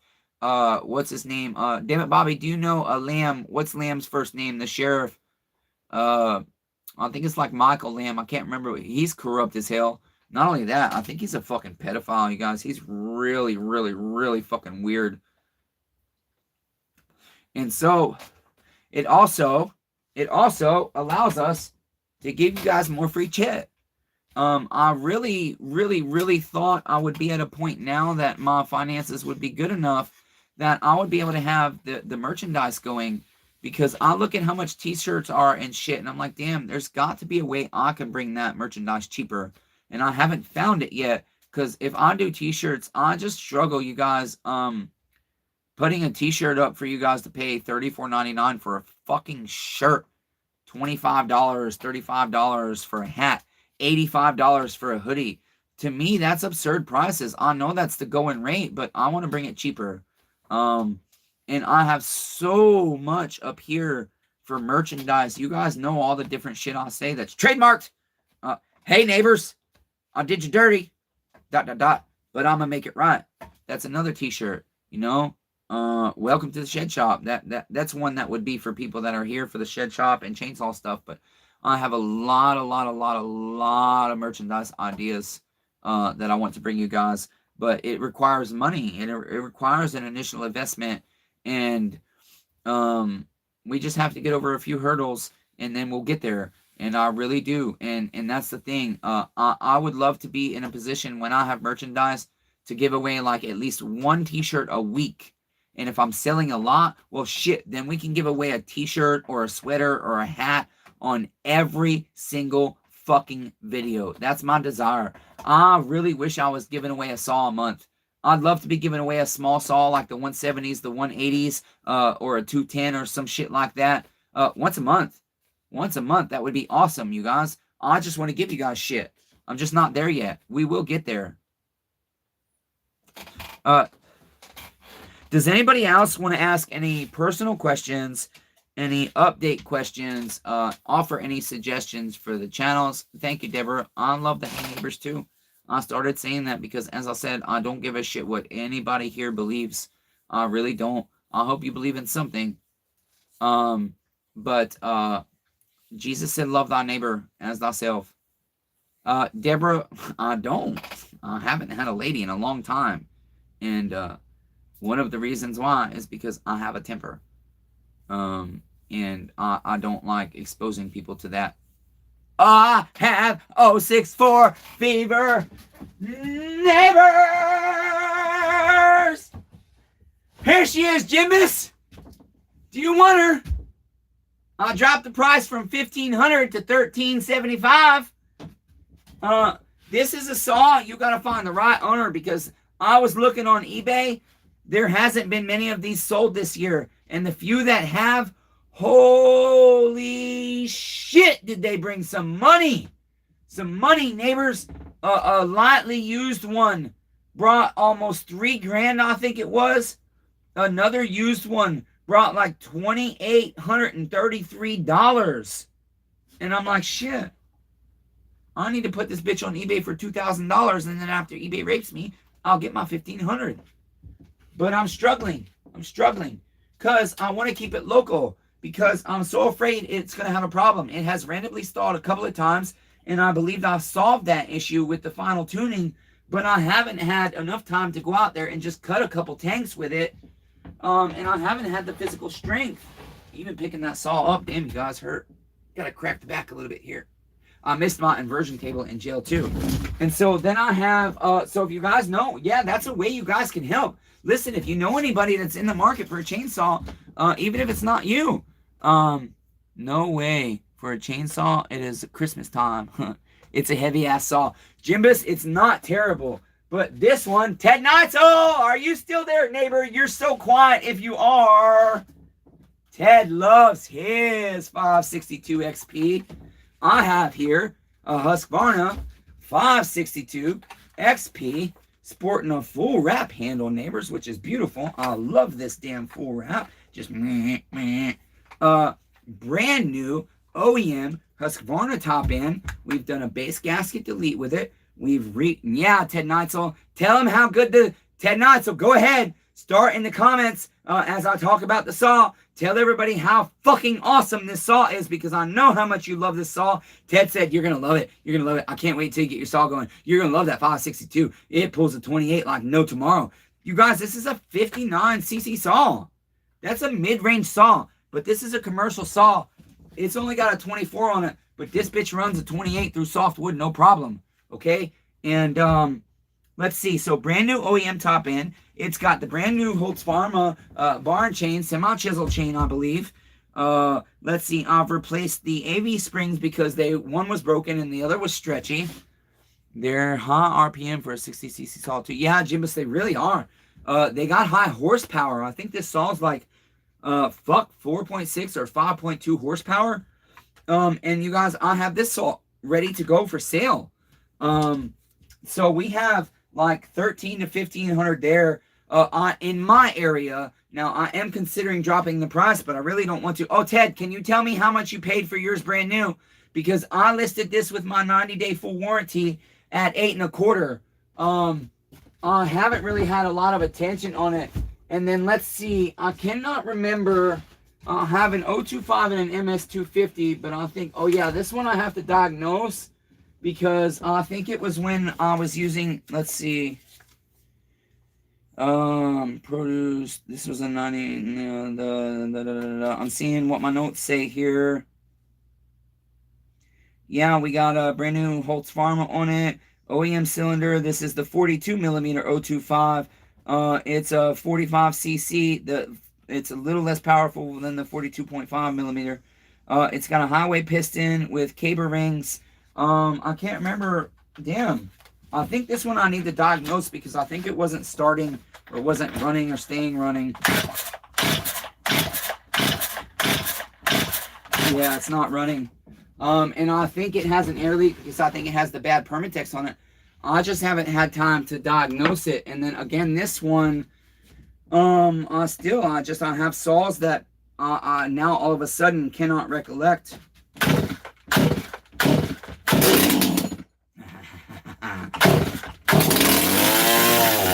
That one has that issue, which I haven't been able to diagnose yet.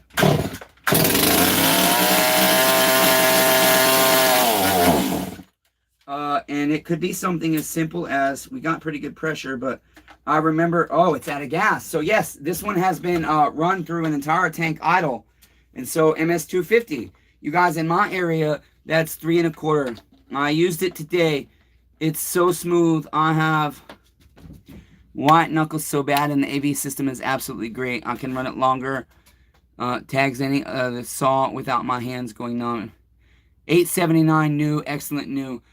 Ted, was that like before or after tax? What did you pay out the door with shipping or whatever? That's why that's on my bench, because I know I just need to cut a tank with that and it's ready to go. That's 3 1/4, you guys, you know. So I have the inventory here to make some money.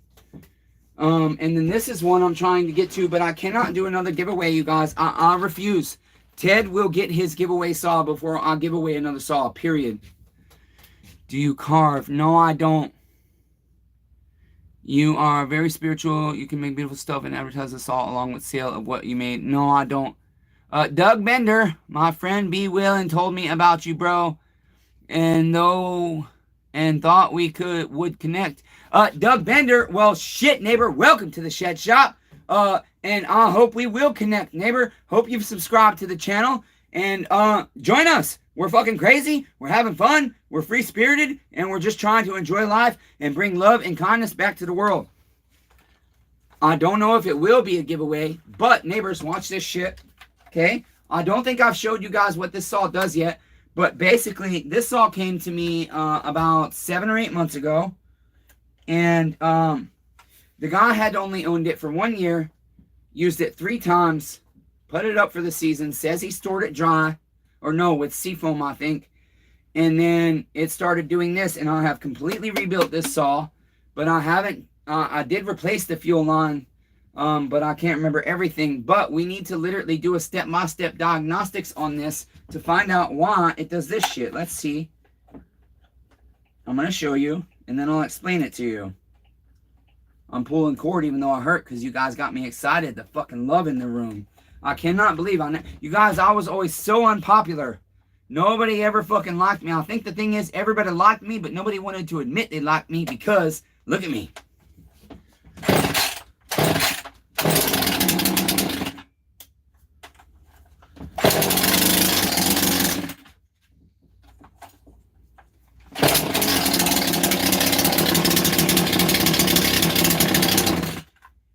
Every time, no matter how long you let it idle, as soon as you touch the throttle, it does that. Now, you're live. Sorry we got disconnected. Did you guys see what I just did with the saw, what it did? Because I disconnected there for a second. Is one of you here to shoot up my house? Oh shit, you guys get down! It's a drive-by! Just the neighbors. Those kind of people are the best to know. Yes, thank you. Yes, I did see it. Okay, great. So, this has brand new base gaskets. They are preformed rubber gasket. Brand new crankshaft seals. Rebuilt the carburetor. We've even tried 2 different carburetors. The guy tried a Chinese carburetor on it. I have that as well. We've tried the primer bulb. I don't think I've done the tank vent yet, but no matter how long it idles, it'll idle. You can idle it through a whole fucking tank. But as soon as you even semi-touch the throttle, no matter how much you adjust the carburetor, even different carburetors, it does that. And so this is something I've let set on purpose because I cannot promise it will be a giveaway saw. But I really would love, this would be such a fun thing to do, you guys. I've desired for a long time. But again, Ted gets his saw before anybody else gets a free saw. I have set that in my mind and nothing changes that. He has never won a fucking giveaway in his life, and I could not believe I just, as I pulled those names, I even said, I'm like, watch, just like the 017, we're going to pull names of people that just saw there was a free chainsaw giveaway, joined the channel, and then never watched another video again.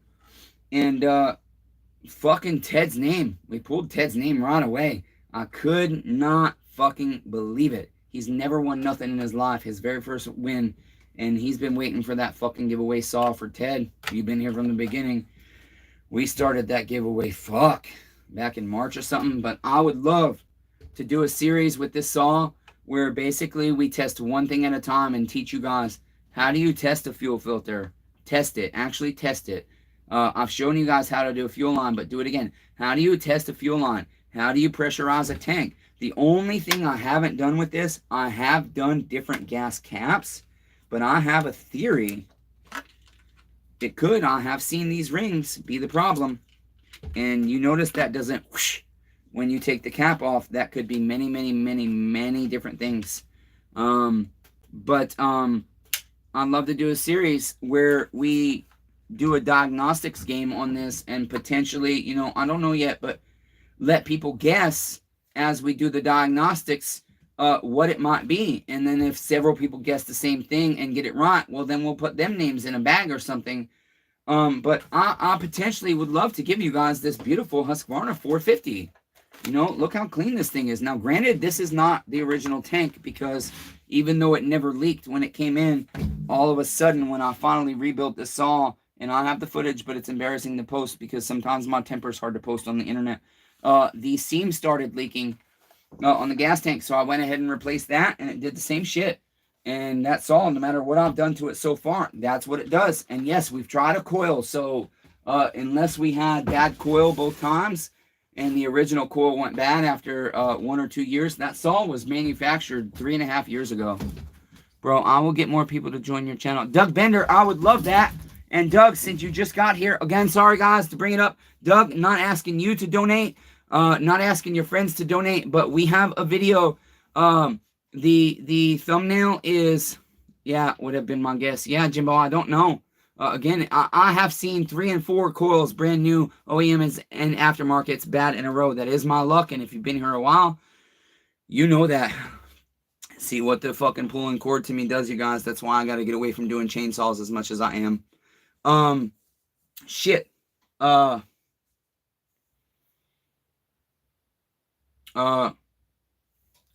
well, where were we? No. Yes, Doug Bender.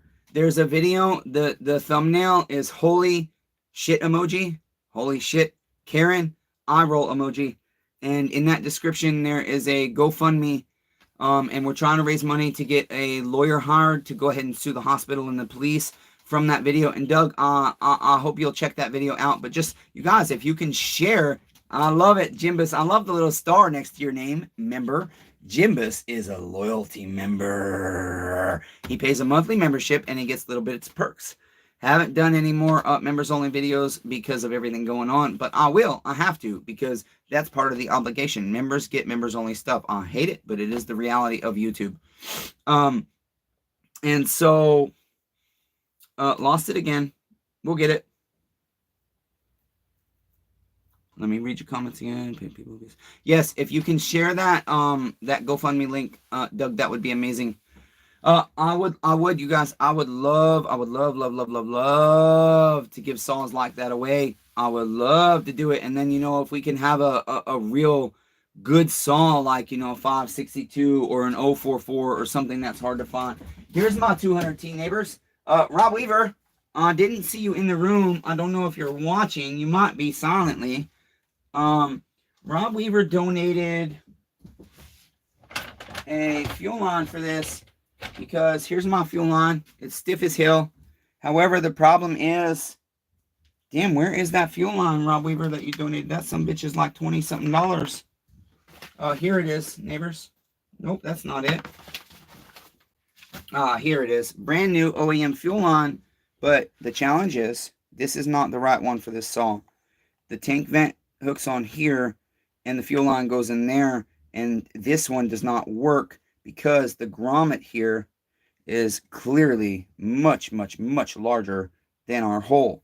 And so I need a fuel line like this, but I'm struggling to find one, and damn it, Bobby couldn't get it for me. Rob Weaver, fucking love you, neighbor. I'm so glad you're here. This guy, you guys, Rob, I know you give in secret. It says your Father in heaven will reward you openly, but he didn't say shit about me boasting about everything you do to help the channel. This guy has donated pliers and fuel lines and bought stuff and various parts and just done so very much for this channel. Rob, I fucking love you. I'm grateful for you.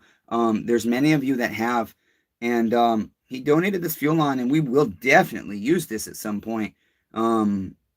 Shit, this is like over 20 bucks, I think. And so 562 was 974 out the door with the light 24-inch bar.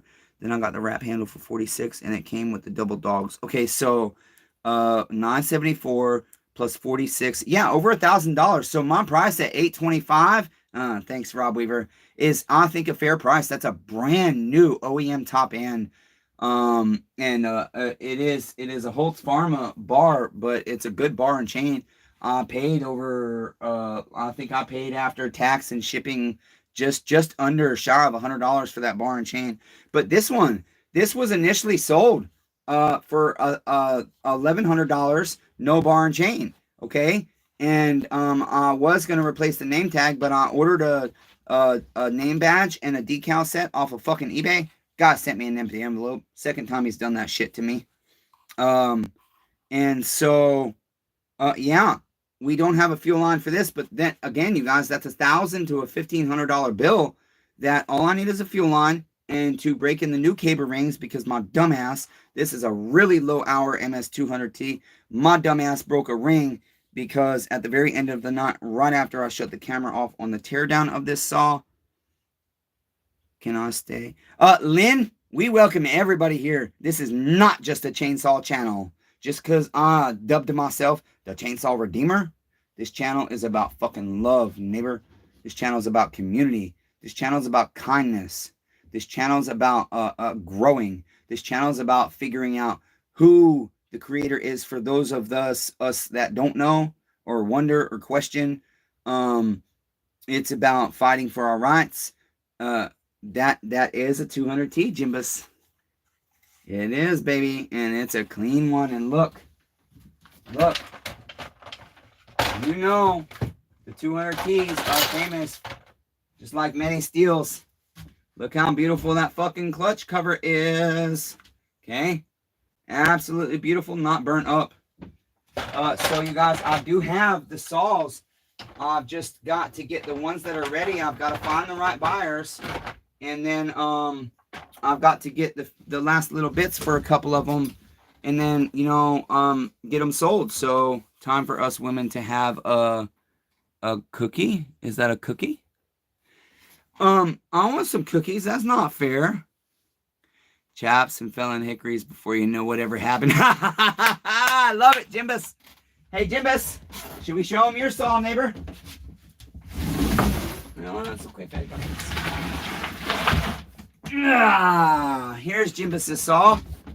Jimbus purchased an 038, and he was talking about, we were striking a deal on another saw, and then I said, well, I got this 038, and then all of a sudden I heard his eyes light up. That's right, I heard his eyes light up. This is a one owner, and this is, you ready, guys? I have 064 fever neighbors. This came out of that lot, one owner saw. Rob Weaver's got an 028 from that lot, but he elected to have a Meteor top end to put on it to convert it to an 028 Super, and I'll still have that. It's a great channel. Nice to be here. Thanks, Doug. I really appreciate it. It's great to have you here. It really is, as we continue to grow the family and community here. One owner, and I mean, just you guys. I don't even think I elected to put new rings on this one because the ring gap was just freaking amazing. I think it was like 0.017 or 0.018. Jimbus might remember. I mean, just look how fucking beautiful that is. Okay, look, I don't know how good the view is for you guys. I know the light's not great, but this reminds me of my dad's life. Aww. You're very UVMW. I don't know what that means, Doug. Sorry. John Luna, you're back. I was just thinking about you and talking about you the other day. Well, shit, neighbor. I haven't heard from you in fucking forever. We're not even going to talk about all the bullshit that happened with the Corey and everything. You're welcome to bring it by. I'm pretty sure you're still under warranty. I think you had a 1 year, Jonathan. Yeah, bring your shit by. I miss you, man. I don't know if you've been following or not, but yeah, Uncle and everything else Yeah, so Jimbus, we're just trying to get the crankshaft side bearing for his saw. But when he found out I had this, no other saw in my shop mattered. I could have told him I'll sell you an 044 for $100. He might have taken it, but he was stuck. That was it. This was the saw he wanted. And I was like, okay, neighbor. And I gave him a really good price on it because we talked for like an hour on the phone. And I tend to be a sucker for somebody that shares their testimony and is willing to share their burdens with me. Like today, I called my father to tell him, you need to tell my brother just fucking stop. My brother was being really, really, really mean to me because that's not a service dog, right? He seems to think that because when my dog was 8 months old, she met him and didn't like him and barked at him like she does many, many men. He seems to think that a service dog is not allowed to growl, not allowed to alert, not allowed to move, just supposed to be a miserable animal next to the owner's side, and I don't believe in that. And that's not what the law requires them to be. Okay, Jimbus, I can't get your puzzle put back together here, buddy, and I tried to do it carefully because your saw still does have a lot of paint on it, and I don't like chipping it off. Damn. Come on, puzzle. Okay. I know before this freaking tank went in there, it does not want to now. Sorry, guys. Bear with me. This saw is very special to me. Jimbus has been very, very patiently waiting for this saw, and we don't want to F it up. We want to get it in there right. Got all his hardware in there nice. OEM top end still, one owner. Sun faded, but clean, clean saw.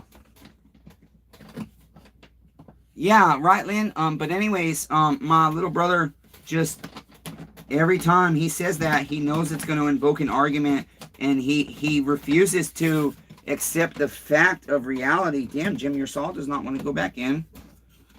Okay, here's what we're going to do. We're going to leave it open for now because I don't want to F it up. And it should still fit where it needs to go, just barely. There we are. I just don't want dust and stuff to get in there. And I called my dad up and told him what my brother was doing. And damn it, why did I bring that up? Let's see. You guys remember. Mama Dukes, well, hey neighbor, welcome to the Shed Shop. Welcome to the live event. Your dad's live. Did he work with chainsaws? No, Doug, my dad is actually a garbage man. I don't know if you're talking. Oh, you're probably talking about who said that. It wants to stay out and cut some timber. I know it does, Jimbus. I've got to get on getting your bearing ordered ASAP because I am excited to get that saw built. I really am. Jimbus was stuck on that saw. Sorry, guys. I'm so tired. I do not remember where I was at. If you guys can remind me, I'll get back on point. If not, we'll talk about something else. We'll probably wrap it up here shortly, you guys, because I really do miss Dion. I really do want to go spend some time with him. We did have about a half an hour, 45 minutes before I got with you guys. Sorry, I'm off screen. I'm trying to plug in my light here. I don't see an additional Type-C cord, and I don't want to take you guys off of life support because you said I want to live. Yeah, my little brother, Lynn. Fucking asshole. The shit he said to me today, he's just a mean, hurtful little prick. I know that's what I was talking about, but I don't know why I brought up my little brother and the fact that I called my father today about what my little brother was saying and shit. I just don't recollect. That was B. I was answering. Yeah, right. I thought so, Doug. That's why I recollected. B said something. Yeah, I got to get to dinner soon. Ted, I thought you was having dinner before you did this. Did something else change?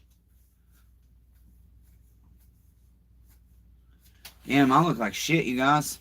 I look like I'm on drugs. Good thing I'm not. If I was on drugs, we wouldn't be able to do that yet.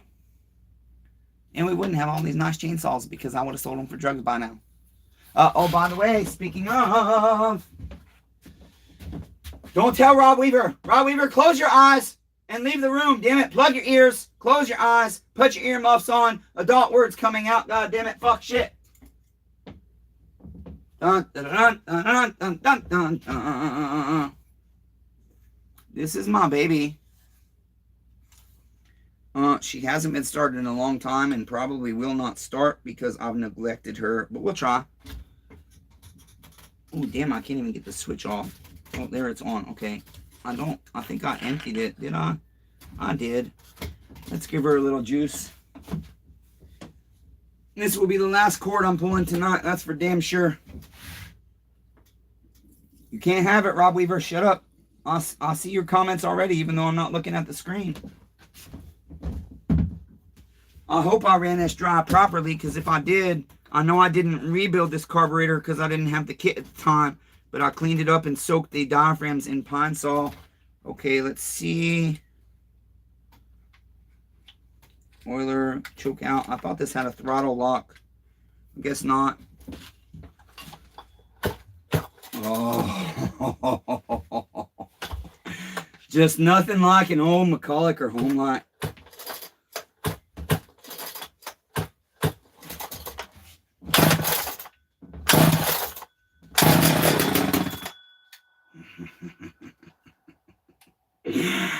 You can't have it, Rob. No.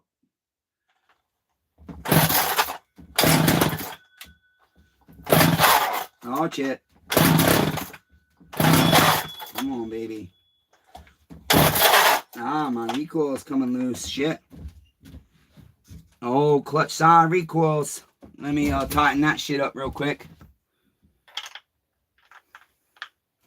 And that's my issue, I think.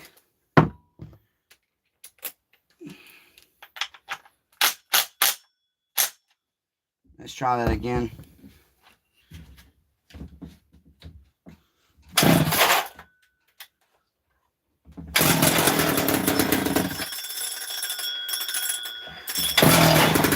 Come on, baby. Come on. Damn, my recoil is really fucking up. I thought I tightened both of them, didn't I? Sometimes without a bar on this one. Ow, damn it. See, stubbornness kicking in now. Okay, she doesn't want to start, guys. Oh, I knocked the switch off, damn it. Come on, baby.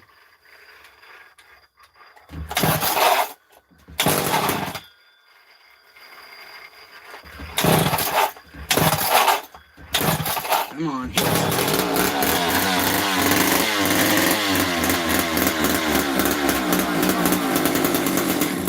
Yeah.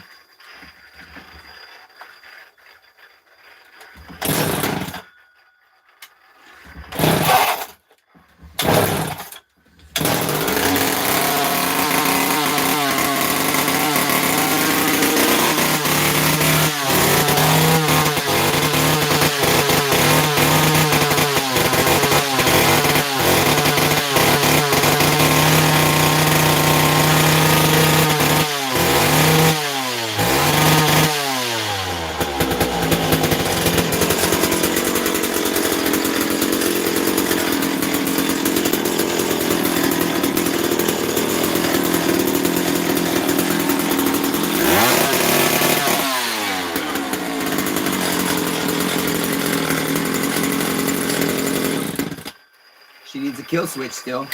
But, let's see. I'm missing comments. Now you have to ship it me for repair.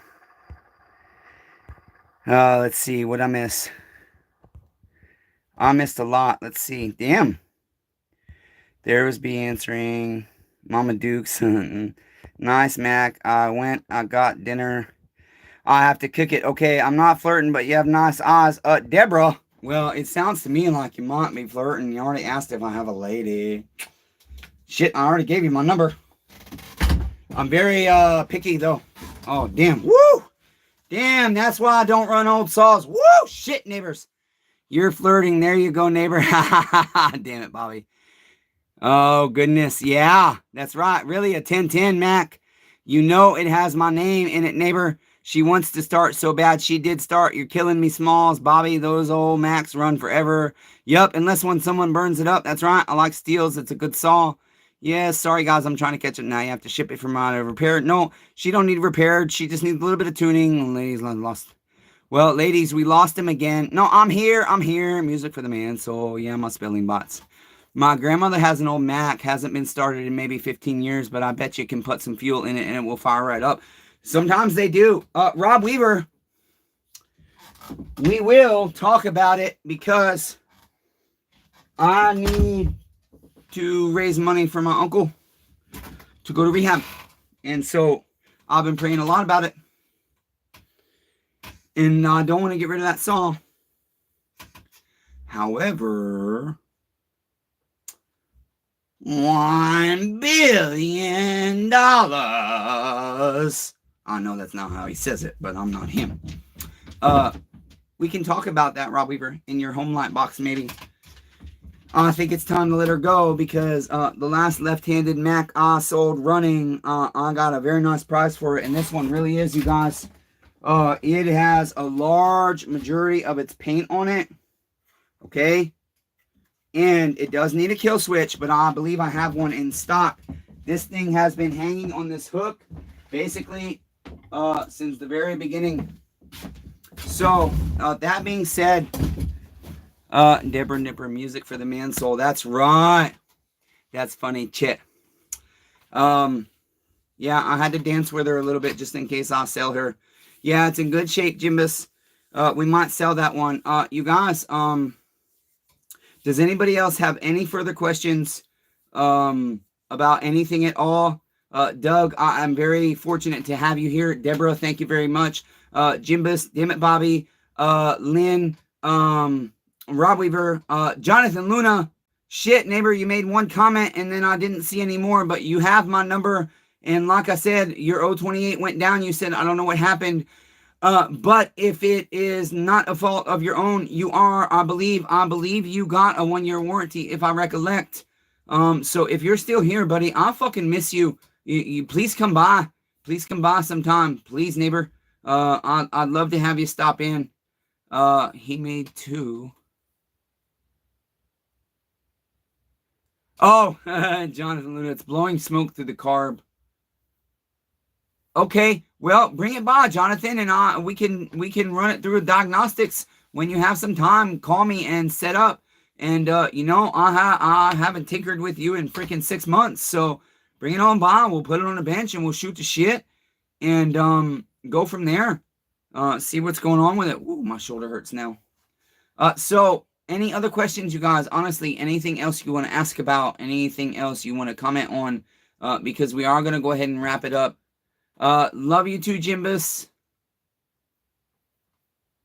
Never put that new bar in any wood. Really? I thought you had been cutting with your 028. I'll be damned. Deborah, you guys, I think I have a flirter. Deborah, I am in Lewisburg, Tennessee. One more time, you guys. I know you said about your eyes or whatever, but here's my business. Here's me. Here's my phone number. Here's my email. Here's where we are right now and about to leave. Here's my address. As I always say, please don't come shoot up my house. Here's some of the shit I do. And here's my little personal greeting. Anytime anybody buys anything from my eBay store, I'll write their name on there and I'll sign the bottom. I love you too, Ted Neitzel. Please enjoy your dinner. Thank you so much for hanging out for so damn long with this crazy sumbitch like me. That was Deborah's question. Any other questions? Damn it, Bobby. I have the 025. That's a bad dude. Damn well worth the money I gave it for it. Yeah, thanks. Jonathan, I don't know how long you've been here, but I got a 250 that's about to be cutting some wood. And then this one is another 025. This was in the case. You saw my big old pile of 025 stuff that I had. Rob Weaver, good night. I love you, man. And we'll talk about that McCulloch. Yeah, I missed you too, Ted. I did. I missed all you guys. I thought about you guys a lot while I was in jail. I had a good 2-hour conversation with Adam Hayes last night. That was awesome. Deborah, we love you too, friendly neighbor. Lynn, good night. Thank you very much for coming and stopping by. Yeah, Jonathan, again, another one. Bring it by. Absolutely. We'll get it on the whiteboard. Any final thoughts or comments, you guys? I really do want to go spend some time with my little brother Dion.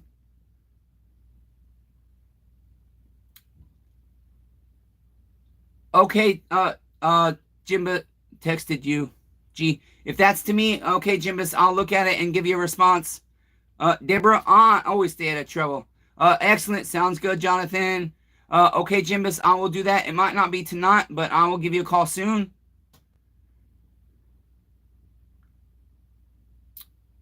Anything else, you guys?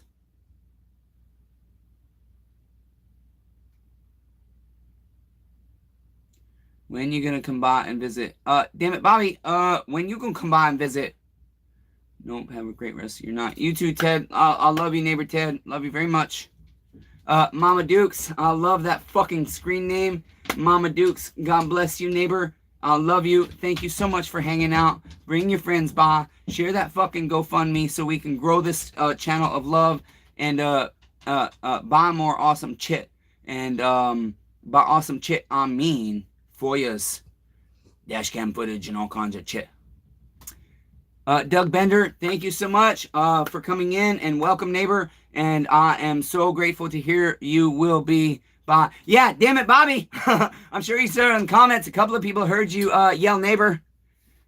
Be willing. Thanks for being here. I will try my best. Those of you that are fairly new to the channel, I will try my best. I know Luna and Damn It Bobby and Rob Weaver and Ted Neitzel and Jimbus more personally, because I've had phone conversations. A couple of them are local. I've done work for them, sold stuff, heard testimonies. But all of you, I desire to have that connection with all of you as best I can. And so you guys have my info. I'm always here for you if I'm not locked up or dealing with a dying uncle. And even then, I'm still here if I'm able to be. I'm just going to give it another minute or two in case anybody else wants to add any last words or comments or thoughts before we go. This was a good live, you guys. Wow. I love it. A perfectly sized group that it was fully active the whole time, but not so active that I couldn't keep up with the comments. And well, shit, 2 hours and 21 minutes. You guys just gave me 2 hours and 21 minutes of your fucking lives. My heart. His heart grew 3 times the size this night because my neighbors fucking love me. Okay, it seems like that's it. Would you guys like to say goodnight to Fatty Buntings? We'll do that real quick. How much battery do we have? Wow, we got up to 19%, so I can unplug you guys. Kind of like my uncle, we can take you off of some of the support you need. Fatty Buntings, sit down. Here we go, guys. Wait, stay. Needs to give high five. Give high five. Good job. Can you say bye? Her teeth are chattering because she doesn't like cold. There we are. Say goodnight to Fatty Bunting, guys. Okay, there we are. Don't be pulling a Fred on us now. Bye, baby Buntings. Fred. Fred, I'm trying to think. I lost you. Yeah, that's because I came down on the floor. Okay. Hopefully you guys can hear now. I'm tired and all that cord pulling. My neck pain is activated again. So power and prayers, bro. Thank you, Doug. Please be praying for my pain. Be wailing. Good night. Deborah, good night. Damn it, Bobby. Good night, dude. Love you. I love all you neighbors. Thanks for hanging out. You guys mean the world to me. You have no idea. I'm not that YouTuber that doesn't give a shit and doesn't pay attention. I work very hard because you guys being a personal part of my life is what matters. So I love all you neighbors. You have my contact information. I'm always here on the YouTube. If you need to get in touch with me, use whatever source you can. And remember, real quick, whoever's left that's not new to the channel, you guys say it with me. What are we gonna say? Somebody telling me in the comments what the fuck we're about to say. What do we close our videos with? Somebody better get it, damn it. Or I'll never do a live again. Just kidding. Somebody's got to know what we're about to say. I know we lost 5 of you already, but who's still here? Alright, fuck it. Be kind to one another. Everyone's facing a battle. For tonight. Yeah, that's right, Jimbus. There you go. You caught the end of it. I love all 11 of you, 12 of you, and 15 of you that were here. And all 8 billion of you. As Jimbus just said, even though I suck at it. Till next time, neighbors, let's keep persevering. Let's bring kindness and love back to the world. Let's be nice to our neighbors that are shitty to us so that they can start being nice to other neighbors. And that's it. Love you guys. I'm so touched by this live event. I really appreciate all of you. You have no idea what this means to me. Good night, you guys. Chainsaw Redeemer signing off. Until next time. We'll try to do another live either at the end of the week or next week for you guys. Love you guys. Take care.